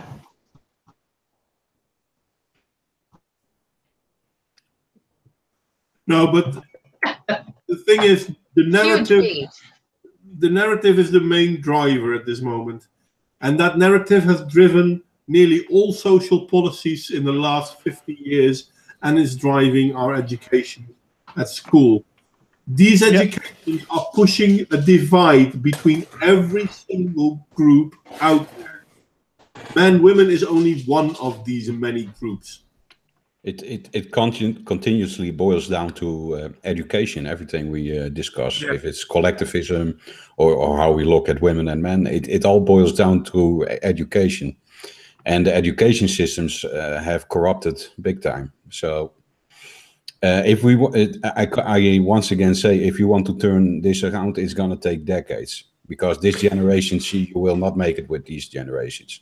They are completely demoralized. Mm. One problem that I see with education is that there would be alternative education or like source for information, let's say for history, for instance, or even fact-based or skills out there. You can actually find outside of school, but the problem is that it's so tainted that people, by the time they go through the leaving cert, they're just like sick of it. And maybe sick of it for a good while, you know. And then there's the ongoing pressure of even like a mundane job, like a waitressing job nowadays, will have something like you have to have at least what was it, leaving cert? Was it a leaving cert or even more, a third level education? You have to be Be a waitress.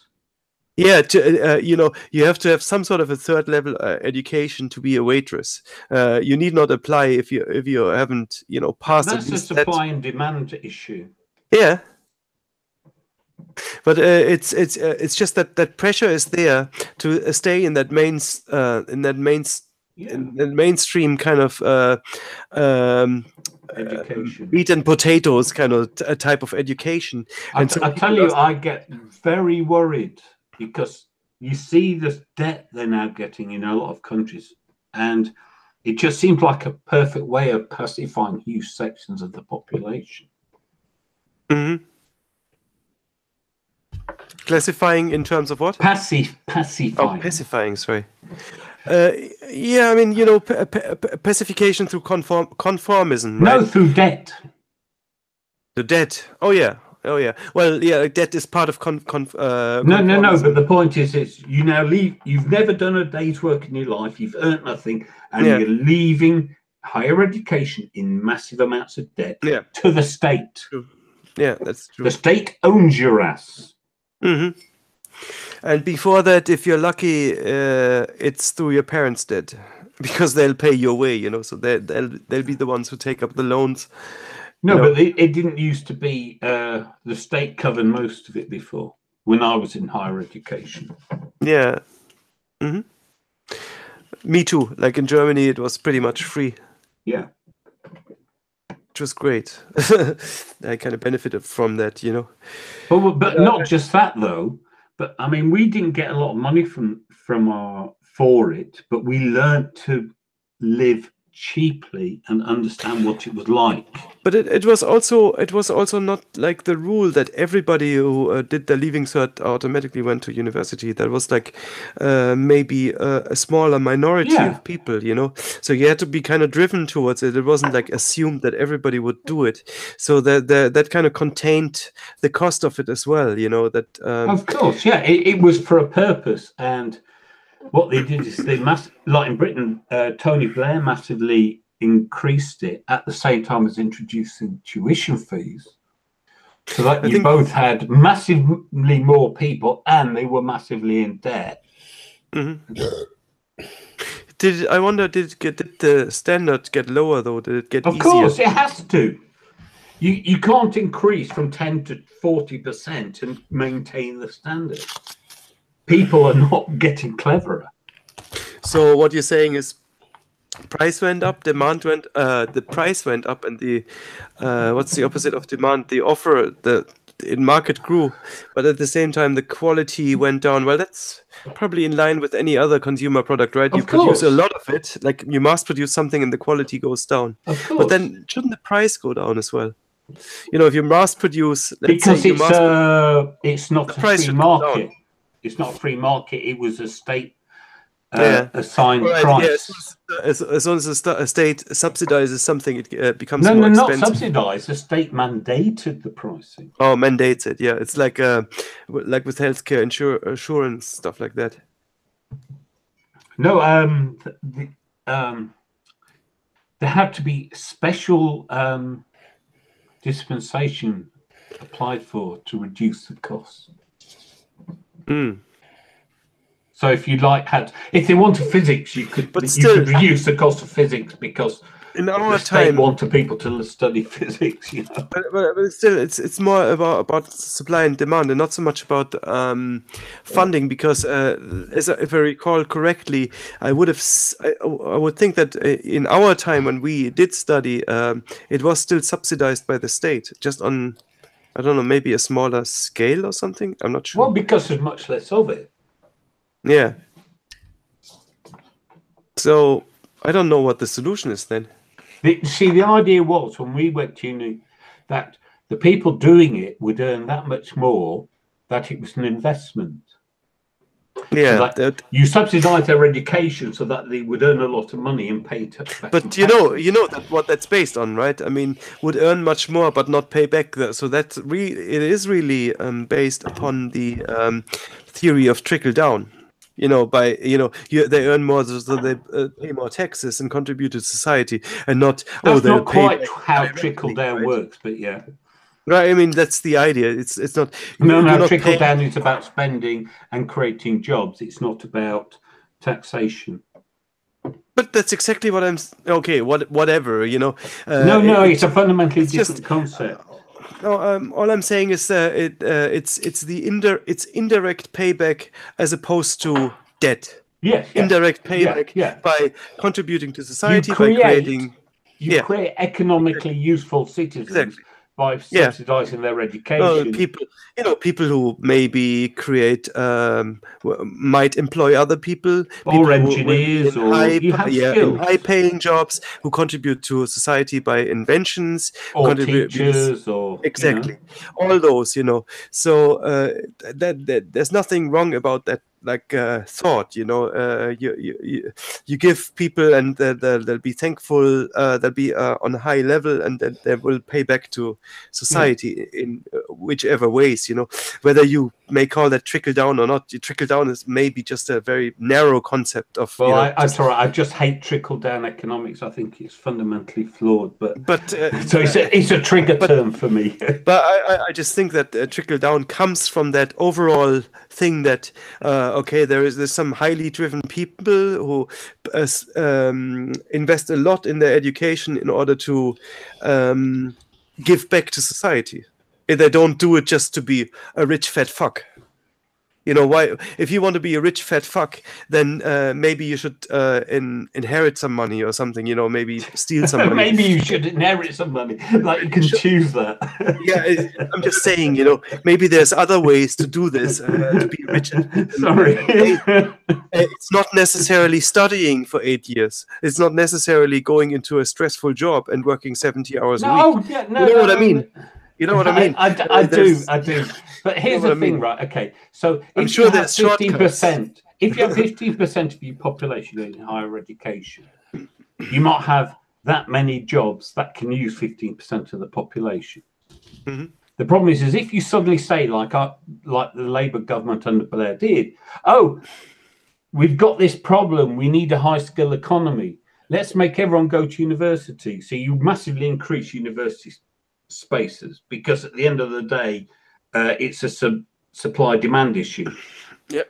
Before you had a limited supply, so it didn't matter how many people wanted to go, you had to be good enough to go. Suddenly you expand the availability, which means you have to reduce the entry standard, but you haven't created any more demand for the people coming out of the system.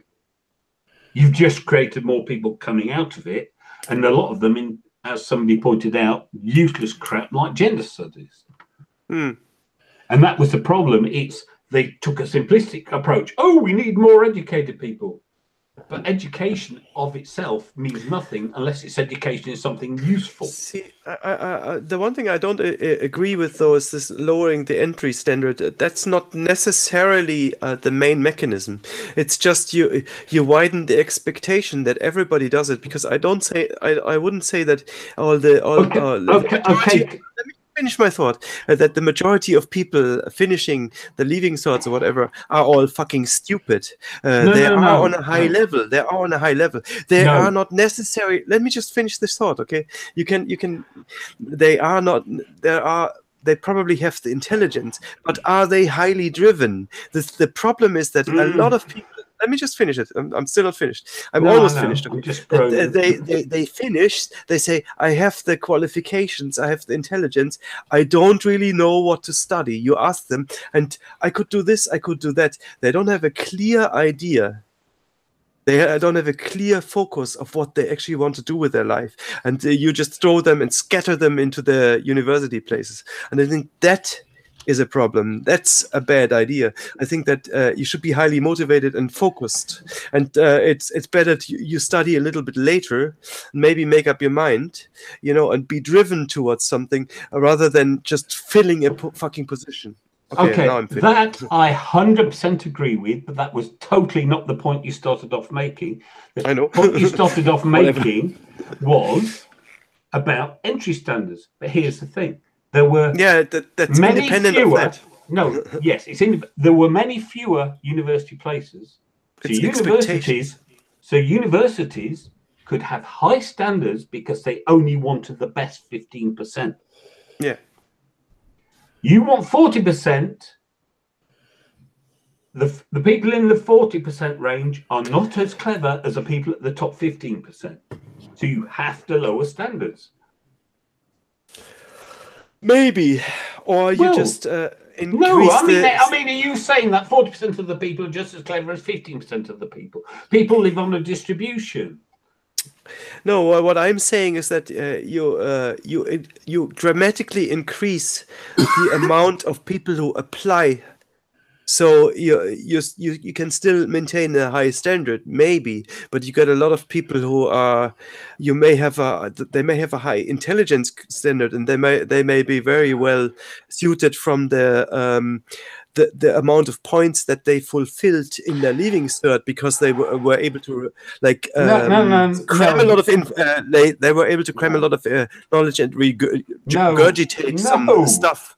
No. But they're not really driven towards this. No. They just follow this thing that you all have to now you all have to now have third level intelligence. Okay, you've got people go through school. Yeah. Some people are cleverer than others. Some people do better than others. Yeah. So when you've got university places for 15% of them, you can set a higher standard. When you increase to 40%, you have to lower the standard. Yeah, you're talking about relative. I'm talking about absolute levels. You're talking about relative levels. No, you I'm just talking say about absolute levels. only always let 15% through, no matter how high the level is. No, That's I'm saying that the old percentages. system had a far fewer number of people could go. So the universities could pick the best. So they set the standard, the qualifications at the school level that people had to have. So they had higher standards because they only needed the top 15%. But that's a relative thing. The top 15%. So if they're all super geniuses, you take just the 15% bestest geniuses. Because there were only so this is a relative standard. This is a relative standard, and I'm talking about something. What I'm talking about is legislation and education now work on absolute numbers, not on relative numbers. They just say everyone who meets the standard.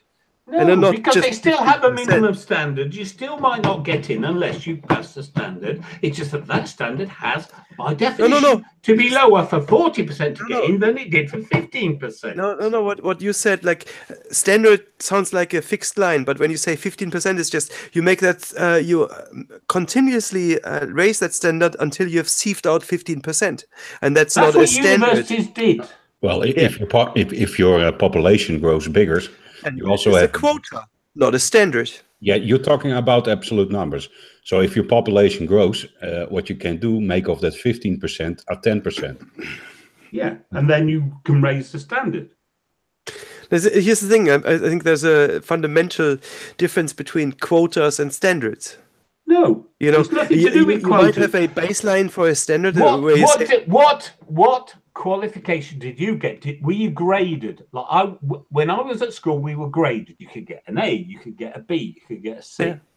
Right. Yeah. So the standards were, if you got 3 A's, that's the top standard. If you got 2 A's and a B, that was the second standard. If you got an A and 2 B's, that was the third standard. Yeah. So universities I can choose the standard they set for admission. I can tell you how Only it was. X% of people would get the top grade. Okay, Only I can tell you. X% of people would get the second grade. No, So if you see, want 40%, you have to go further down the you're grades. constantly mixing up an absolute number with a relative. I'm Only not. so many percent. I am not. No, you say You are numerically illiterate, real. No, I'm not. Sorry, You I studied are. I studied computer science, and part of it was mathematics. Now, like Real, I have done more mathematics courses than you can imagine. Trust probably. me. But what I'm saying that you started off with something where you looked at absolute numbers like 2 A's and a B. Now, I'm using an example to how you might determine what a particular standard is. Okay, I give you an example for a standard. Okay, in the Bavarian leaving cert, you'd have 900 points. That was the maximum you could achieve. 900 points. Okay, so 900 points is equivalent to 3 A's. Yeah, exactly. 3 A's, like 300 per 300, and one of those, 1/3 of this was actually a thesis that you had to write. I did it in German, and I had to go to the Bavarian State Library and read the books in there, because there was no internet then. But anyway, so you got a 900 points, and then you had levels, so many points you needed for medicine. That was a high number. But what you also got is, can I finish? You got additional points when you got into a waiting list. So for every year you got additional points for being on a waiting list. So for instance, if you were drafted and you had to go into the army for 24 or 20 months, you got extra points. If you got children, whatever, you were held up, you got the extra you're points. Talking apples and oranges. That is nothing to do with what our I'm talking about, that there was an absolute threshold, entry threshold, not a relative. It's not, no matter how fucking stupid you are, we'll take 5%. No matter how super intelligent you are, we'll take 5%. No, that's what they did here. That is what they did here. No, that's what they did here. What? That absolute 40%, no matter how stupid. No, hold on. They did not set an absolute standard. That's a quota. That's not absolute. Absolute is if you look at the point. At the bottom end, you have to meet a standard. Yeah. Okay. First. That is a threshold. Yeah. That threshold for 40% entry is much lower than the threshold you can set for 15% entry. The top 50% are more clever than the 40%. You're constantly mixing up two things. I am not. One is great. One is Good great. news. Draw a percentile. The bee is dead. If you draw a percentile of achievement, Who is go dead? back from the highest level. John Unreal. I'm 40%. going to interrupt you guys. This is Elicia's stream. I know I said it's her stream, but I'm going to interrupt the two of you because you're going in circles. I'm not saying who's right and who's wrong because I'm not going to be drawn into it. But we're going to stop this one here because otherwise we can just stop altogether because no one else is talking. It's just the two of you going around in circles. And I let you because this is Alicia's stream, but by now, enough. Was I supposed to stop them?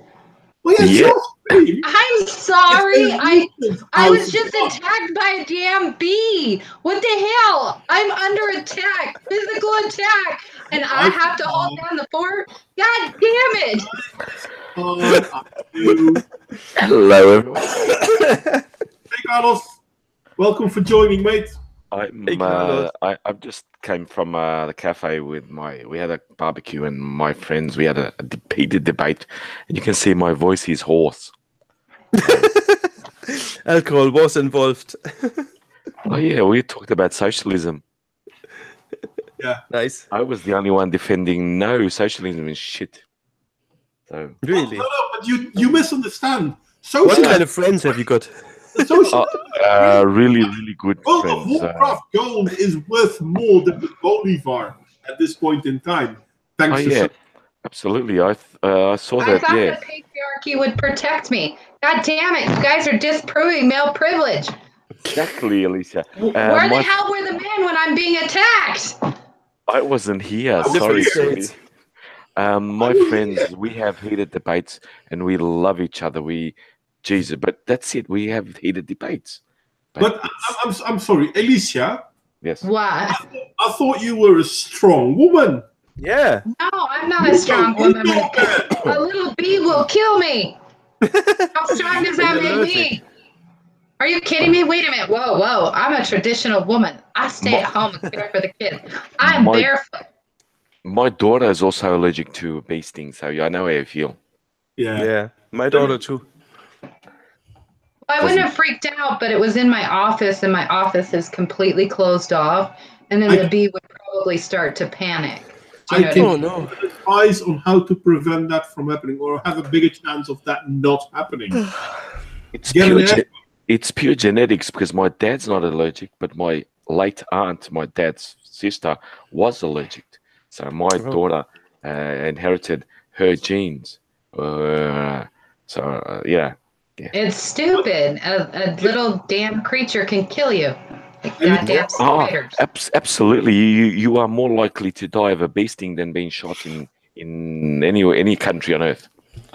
It's putting things into perspective. Anyway, I just wish there was less conformism and more like people just doing what they want to do. Yeah. So what's the topic? Get an air conditioning. Yeah. What's the topic? Oh, I have air conditioning. I do. And have your room about 2 degrees colder than the rest of the house. Why? That's cold. I know. have to suffer? Goddamn male privilege tell me to suffer? Air conditioning is once you have sufficient fat, you won't feel they will not go towards the cold. Really? As far as I've always been told. So if I'm lying under Do you know Utah's the beehive state, right? No, I did not know that. Oh yeah, we make I wanted to get do honey, but Raven won't let me because she's like, that's stupid, you'll die. But we have so many bees. Why not to do anything, darling? What? She won't let me do anything. Yeah, anything. I didn't know that about temperature, but that's funny. That's good to know. That actually is good to know because like most insects go toward warmth. They don't like turn up the AC. Oh, I live with a bunch of girls. My husband, I'm going to tell my husband this, and then he's going to like try to pressure all the girls because he'll come home from work. Force everybody to wear jumpers and then they'll turn up the AC. But yeah, no, I do. What's funny is I do leave the AC on at night because I'm allergic to, they spray for mosquitoes and I'm allergic to the mosquito spray. Yeah. And so we have to close the windows at night or I'll die. So my husband, I say, okay, fine. We'll leave the air conditioning on at night. But in Utah, so it's either really, really hot or really, really cold. So by morning time, it's like 55 degrees in the house. It's so cold. And he's all happy. He's like, woohoo. So glad you would die if I opened the damn window. Elicia, you realize, except for the audience, nobody else knows what 55 degrees are. I do. Oh, I'm sorry. That's right. We're Europe. I don't know. We're Celsius. No, let them find out. Don't convert. Jesus. It's just really hot. 55 is really hot in my books. Like but it's really cold here. Fahrenheit, exactly, Fahrenheit. Yeah, 32 degrees is 0. So count that on from that up. No, don't tell them anything. So 55 is 20 or something, is it? I don't know. Yeah, more or less about that. Yeah. I have no idea. In Ireland, 20 is still warm. 55 degrees here is summer in Portugal. So where I live, not in Portugal, where I live. So it's nice. Yeah, 55 is nice. Yeah. But that's freezing. Okay. It's not. Maybe in Utah it's freezing. 20 degrees Fahrenheit is freezing here. It gets really cold here too. It gets cold here. Exactly. Yeah. I'm just saying is that we're in a desert. Sorry guys. Okay, Carlos. 55 is 12. 55 is 12, so that is cold. It's not. It was 13 degrees here, and I was in just my shirt and a light jumper. It's fucking summer where I live, man.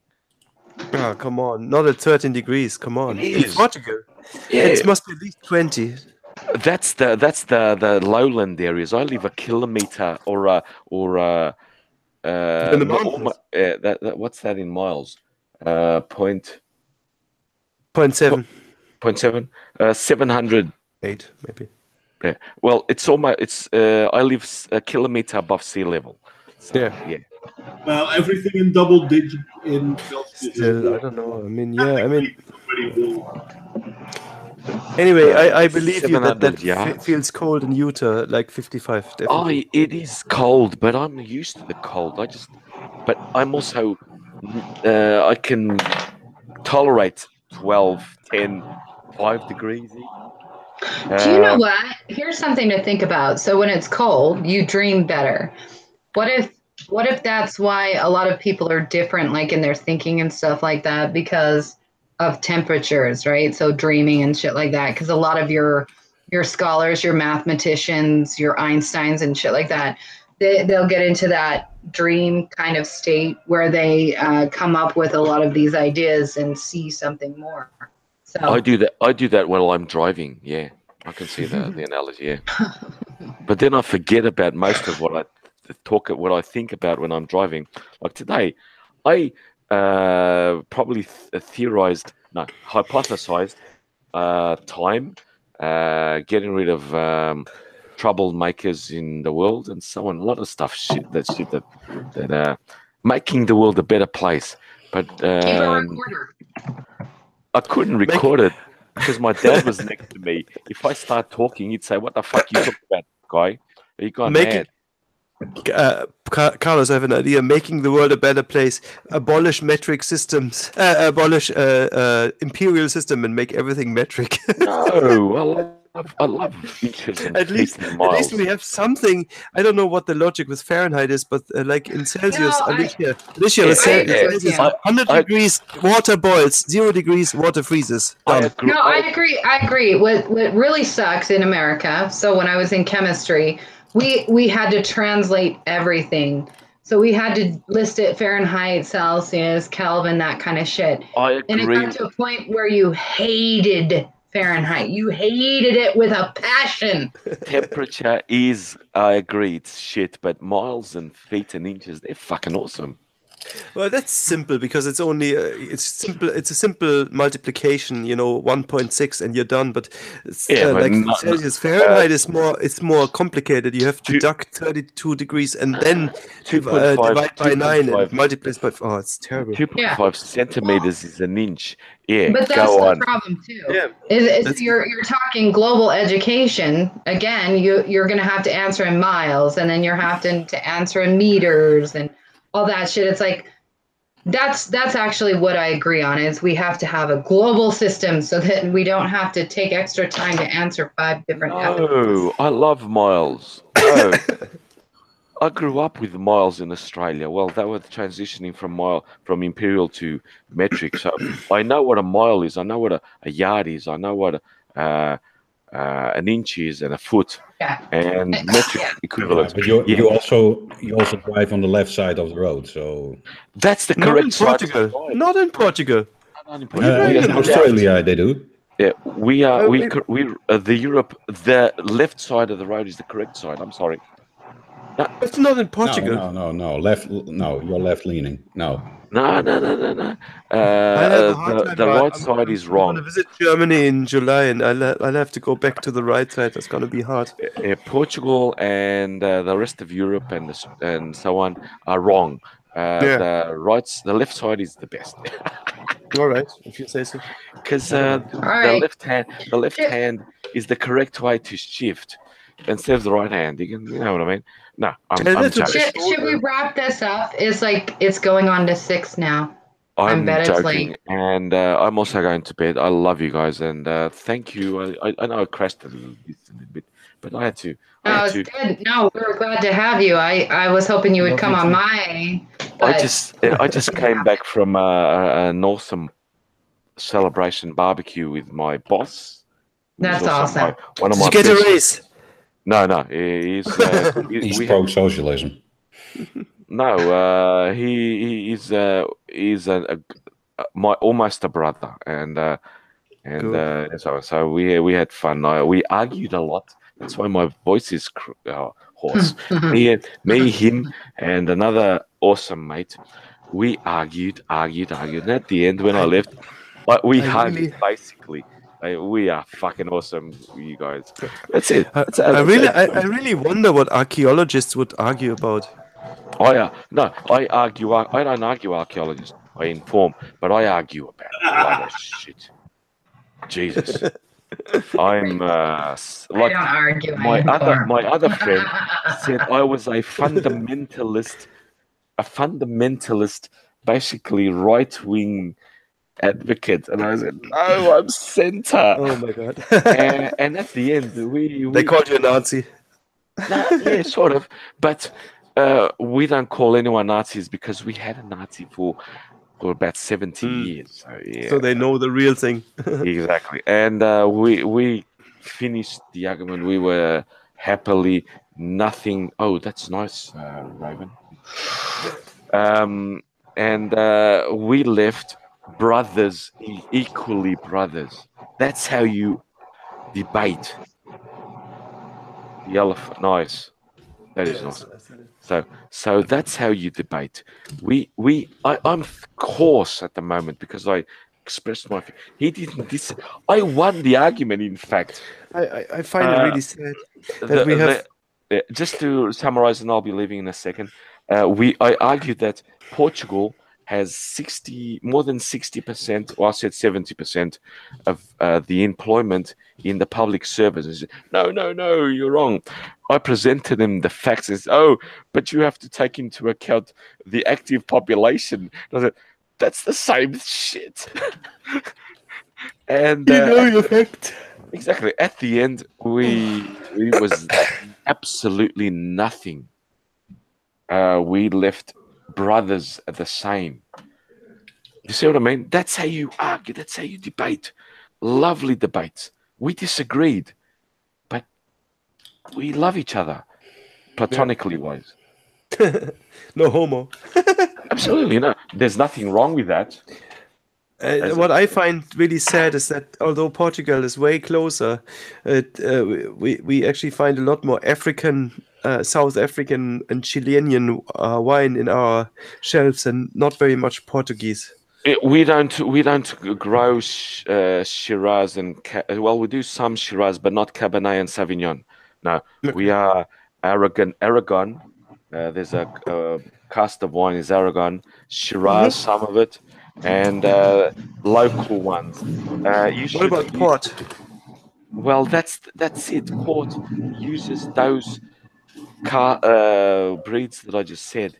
Aragonese, some Shiraz, Roriz, Roiris, Z, Tinta Roriz, and some other things. They mix them up basically, and they make most of the wines in Portugal. It's because the differences is because of the territory where they're grown, the sunlight, the soil, etc. But they are to me the best wines in the world because and port wine is basically a fortified wine which is good, but there are it's like a liquor. Some are better than others. So yeah. Anyway, people, I think you wanted to say something. Go on, Mano. All right. No, I was just saying is maybe we should wrap this up because it's been so long. Yeah, You're the boss, Elicia. I didn't feel like the boss because I felt like whatever, but I feel like I let you all down as the boss, and I apologize. This is why you don't hire me for the boss job. No leadership. You have no control over YouTube and how it organizes the internet in your place, right? Yeah. You had a problem with streaming. I mean, you got out of YouTube jail, but something went wrong, right? Oh yeah, it's really bad. I'm trying and it is. I'm trying to figure it out. So I'm not like a computer person, but luckily my husband and my daughter are. But what it seems like to me is that I have fundamentally upset the YouTube gods, and I will not be getting back my live streaming because I have some weird magical global strike because I hurt somebody in the EU's feelings, which I don't fucking know who the fuck that is. I don't even I assume maybe it's a German because you Germans are in charge. I don't know. Just kidding. I just had to poke you. I thought it would be Australia, but you guys informed me that Australia is not part of the EU. So I can't quite figure out who I pissed off and how I pissed them off and what I can do. I even went through their little thing that told me about their community and crap like that, and they still are denying me. And the YouTube bot said that they would look into it. Yeah, they're looking into it hard. So I don't know what I'm going to do. I appreciate Modwayne for hosting me. I think it's absolutely fantastic. I feel bad that I don't want to feel like anybody's being used. I love you guys so much, and I just need to figure out a way around this crap, because I'm not going to give up. I will not give up because our world right now, the younger generation, is the internet world, and I'm not going to. You're breaking up again. Into the dark night. So, yeah, that's it. Well, I mean, you're always welcome here. I told you that, and it's too bad that we couldn't do this on your stream. Yep. It's just House of Fun, so then we do it here. Good. Good night, everyone. I really, really, really have to go because I had an early morning rise, and good luck. Thank you, and I love you guys. Bye-bye. See you soon, mate. Yep. Sorry, cheers, mate. Good night. So, Elicia, do we get a final word?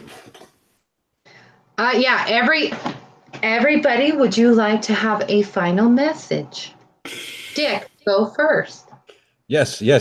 I was still hanging around with the idea of Plato. You said you took him as an example as first kami, and but Plato was one of the old Greek philosophers, right?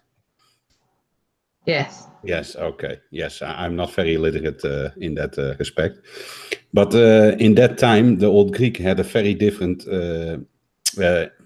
maintained a very different conception of gender and sexual roles. So I don't think you have disproven anything by using Plato as an example. Were we talking? Didn't I use Plato as an example that he was the first dude? Only the old Greek had I meant like he was the first. Oh, the first one to come up with communism, and he was a man. Guy. Yeah, but they had quite a different conception of gender and sexual roles and norms. Well, I know they were. Yeah, I get the sexual roles and stuff like that, but that wasn't. I was talking strictly man. Like, so. Yeah, but did you just assume it's gender? Well, of course I did, because there's only two genders. Indeed. You're confusing me. Your sexuality isn't your gender. I don't understand. Are you fucking with me right now? Yes, I am. Okay, because I'm like, what?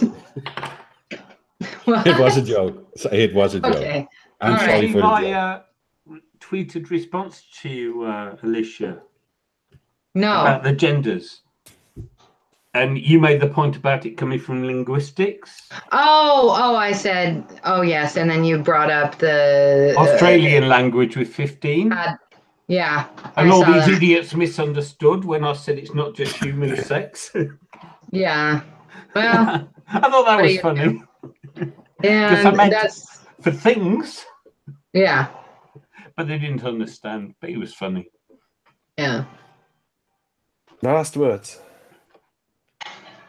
Anyone I'd like have to- any last words? I'd like to promote a channel to everybody. All Crystal right, go ahead. Garcia. She's called Crystal Garcia. Crystal with a K. Mm. Did you check her out, Elicia? She's easy to find. I did. I Oh, did. is she with the honey badgers? Is she? No. I came across her because she was interviewed. She was a sex worker, wasn't she? No, not Crystal Garcia. No, Crystal Garcia was.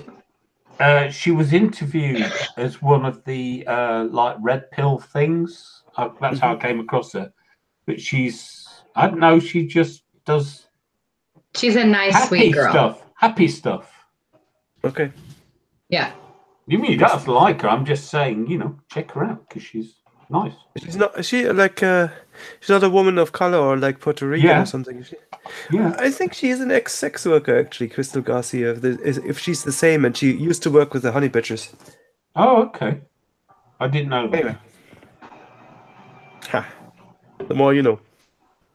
Yeah. No. She just like really positive and nice and. No, yeah. There's some older. You listen to some older of the radio shows. She's talking about that. All right. My last words. Should I give my last word? Go ahead and get your last words, and then I will wrap it up. Yeah. Okay. All I'm saying is that elevating a tribal moral law to universal principle is a bad thing. That's all I'm saying. Yes, I agree. All right, I want to have a special thanks to Mo Dwayne. And then what I would like to say to anybody that is listening, that the best way to help out small channels and to keep free speech alive is to watch, like, and comment. And also what I want to say is to other small channels is I have been making sure that I attempt to share as many videos as I can when they're relevant. I think that helps a lot with the smaller channels when it's relevant. Obviously, you don't want to share, like, there's some videos I watch, there's no way in hell I'm going to share it, but I think that really helps people to grow, and we need to get our power back by looking out for each other. And I think that's what this community that we've built, that Mo Dwayne is my go-to guy. That we well, can he is figured on. He has his icon is a picture on a throne, so he must be the king. So I'm just saying is that I appreciate his. I think naturally there's special things about each and every one of you. I feel like Dick Cheesehead offers some good comic relief, and John offers a unique perspective on the world. And I think Raven gives us the German intellectual perspective. And Carlos is very great and wonderful in promoting Portugal, because now I want to live there. But with Mo Dwayne, I feel like I don't like using the term leader, but I do appreciate Mo Dwayne as a leader, and I've respected him ever since I met him, and I appreciate all that he does. And this does mean the world to me, because I'm trying really hard to spread what I'm spreading, and I get bashed left and right from what I'm doing, but you guys have really come to bat, and I really, really appreciate all of your friendships. And I think that we can help each other and get past all of this, and it gives me hope for the future. So I want to thank all of you for giving me hope for the future. Can I just say, Elicia, when you do get your streaming back, if you want someone, I'll just give us a call. Thank you, John. Af to come. Get in queue, John. I said that months ago. Yeah, that's fine. I'm just offering my services at pretty much any time because I've pretty much got any time. But I'm in all fairness, my last words then. I'm sorry that we did Elicia's House of Fun on this channel. I really hope you had your own channel back. But having said that, you are more than welcome here anyway. And there is a reason I'm sticking with House of Fun, but the first few streams were called Open House of Fun. But people then didn't really understand the open, so I removed the open part of it. But yeah, it's an open house of fun. It is. Now, like the closed ones. More than welcome, and you are a very positive contribution to it. So, and if there's anything I can do to make things nice for you, well, up to limits, obviously, but yeah, you know what I mean. So yeah, those are my last words, and I really do hope that you enjoyed running the show a little bit, even though you didn't. You did better than you do, mate. I had to shut the two of you up. No, I'm talking about generally. It was fun while it lasted. A D. I'm sorry. No. You've got to let the conversation flow, even if we're all mad. We were on a roll. We were on a roll. No. In fairness, I wouldn't give you a D. I mean, we had a really good stream. A bit long. Yeah. We really had a good stream, so it's not negative at all. I don't want you to think of it as that. But what I've seen from you in the past, Elicia, is that I haven't seen you in streams like this other than on this channel. So I'm not really sure if live streaming with a group of people and then trying to, I don't know, herd a flock of cats. You have a how do you call it? Experience it. That's true. I don't think any one of us does, but I mean, I've been trying to do a good job as well. But in all fairness, mostly we just all let each other talk anyway, so that's good. Yeah, we interrupt each other because we're buggers. yeah. Anyway, thank you, Elicia, for hosting with me. Well, this was your thing. It's just only my channel. I kind of do feel important to say goodbye to everyone in the side chat anyway. Welcome to my, how do you call it?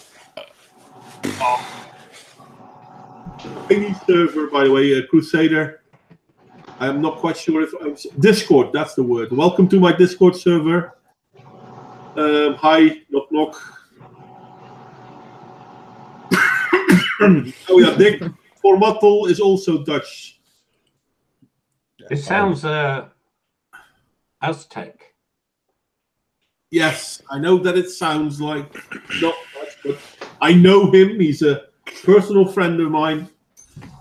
And it sounds like nepotism in my ears. Nepotism? How is nepotism? Yeah, it's your friend and he's Dutch, and yeah, that's how it goes, right? No, but both of those statements are true. So what's nepotistic about them? Yeah, you let. You were in before he was in.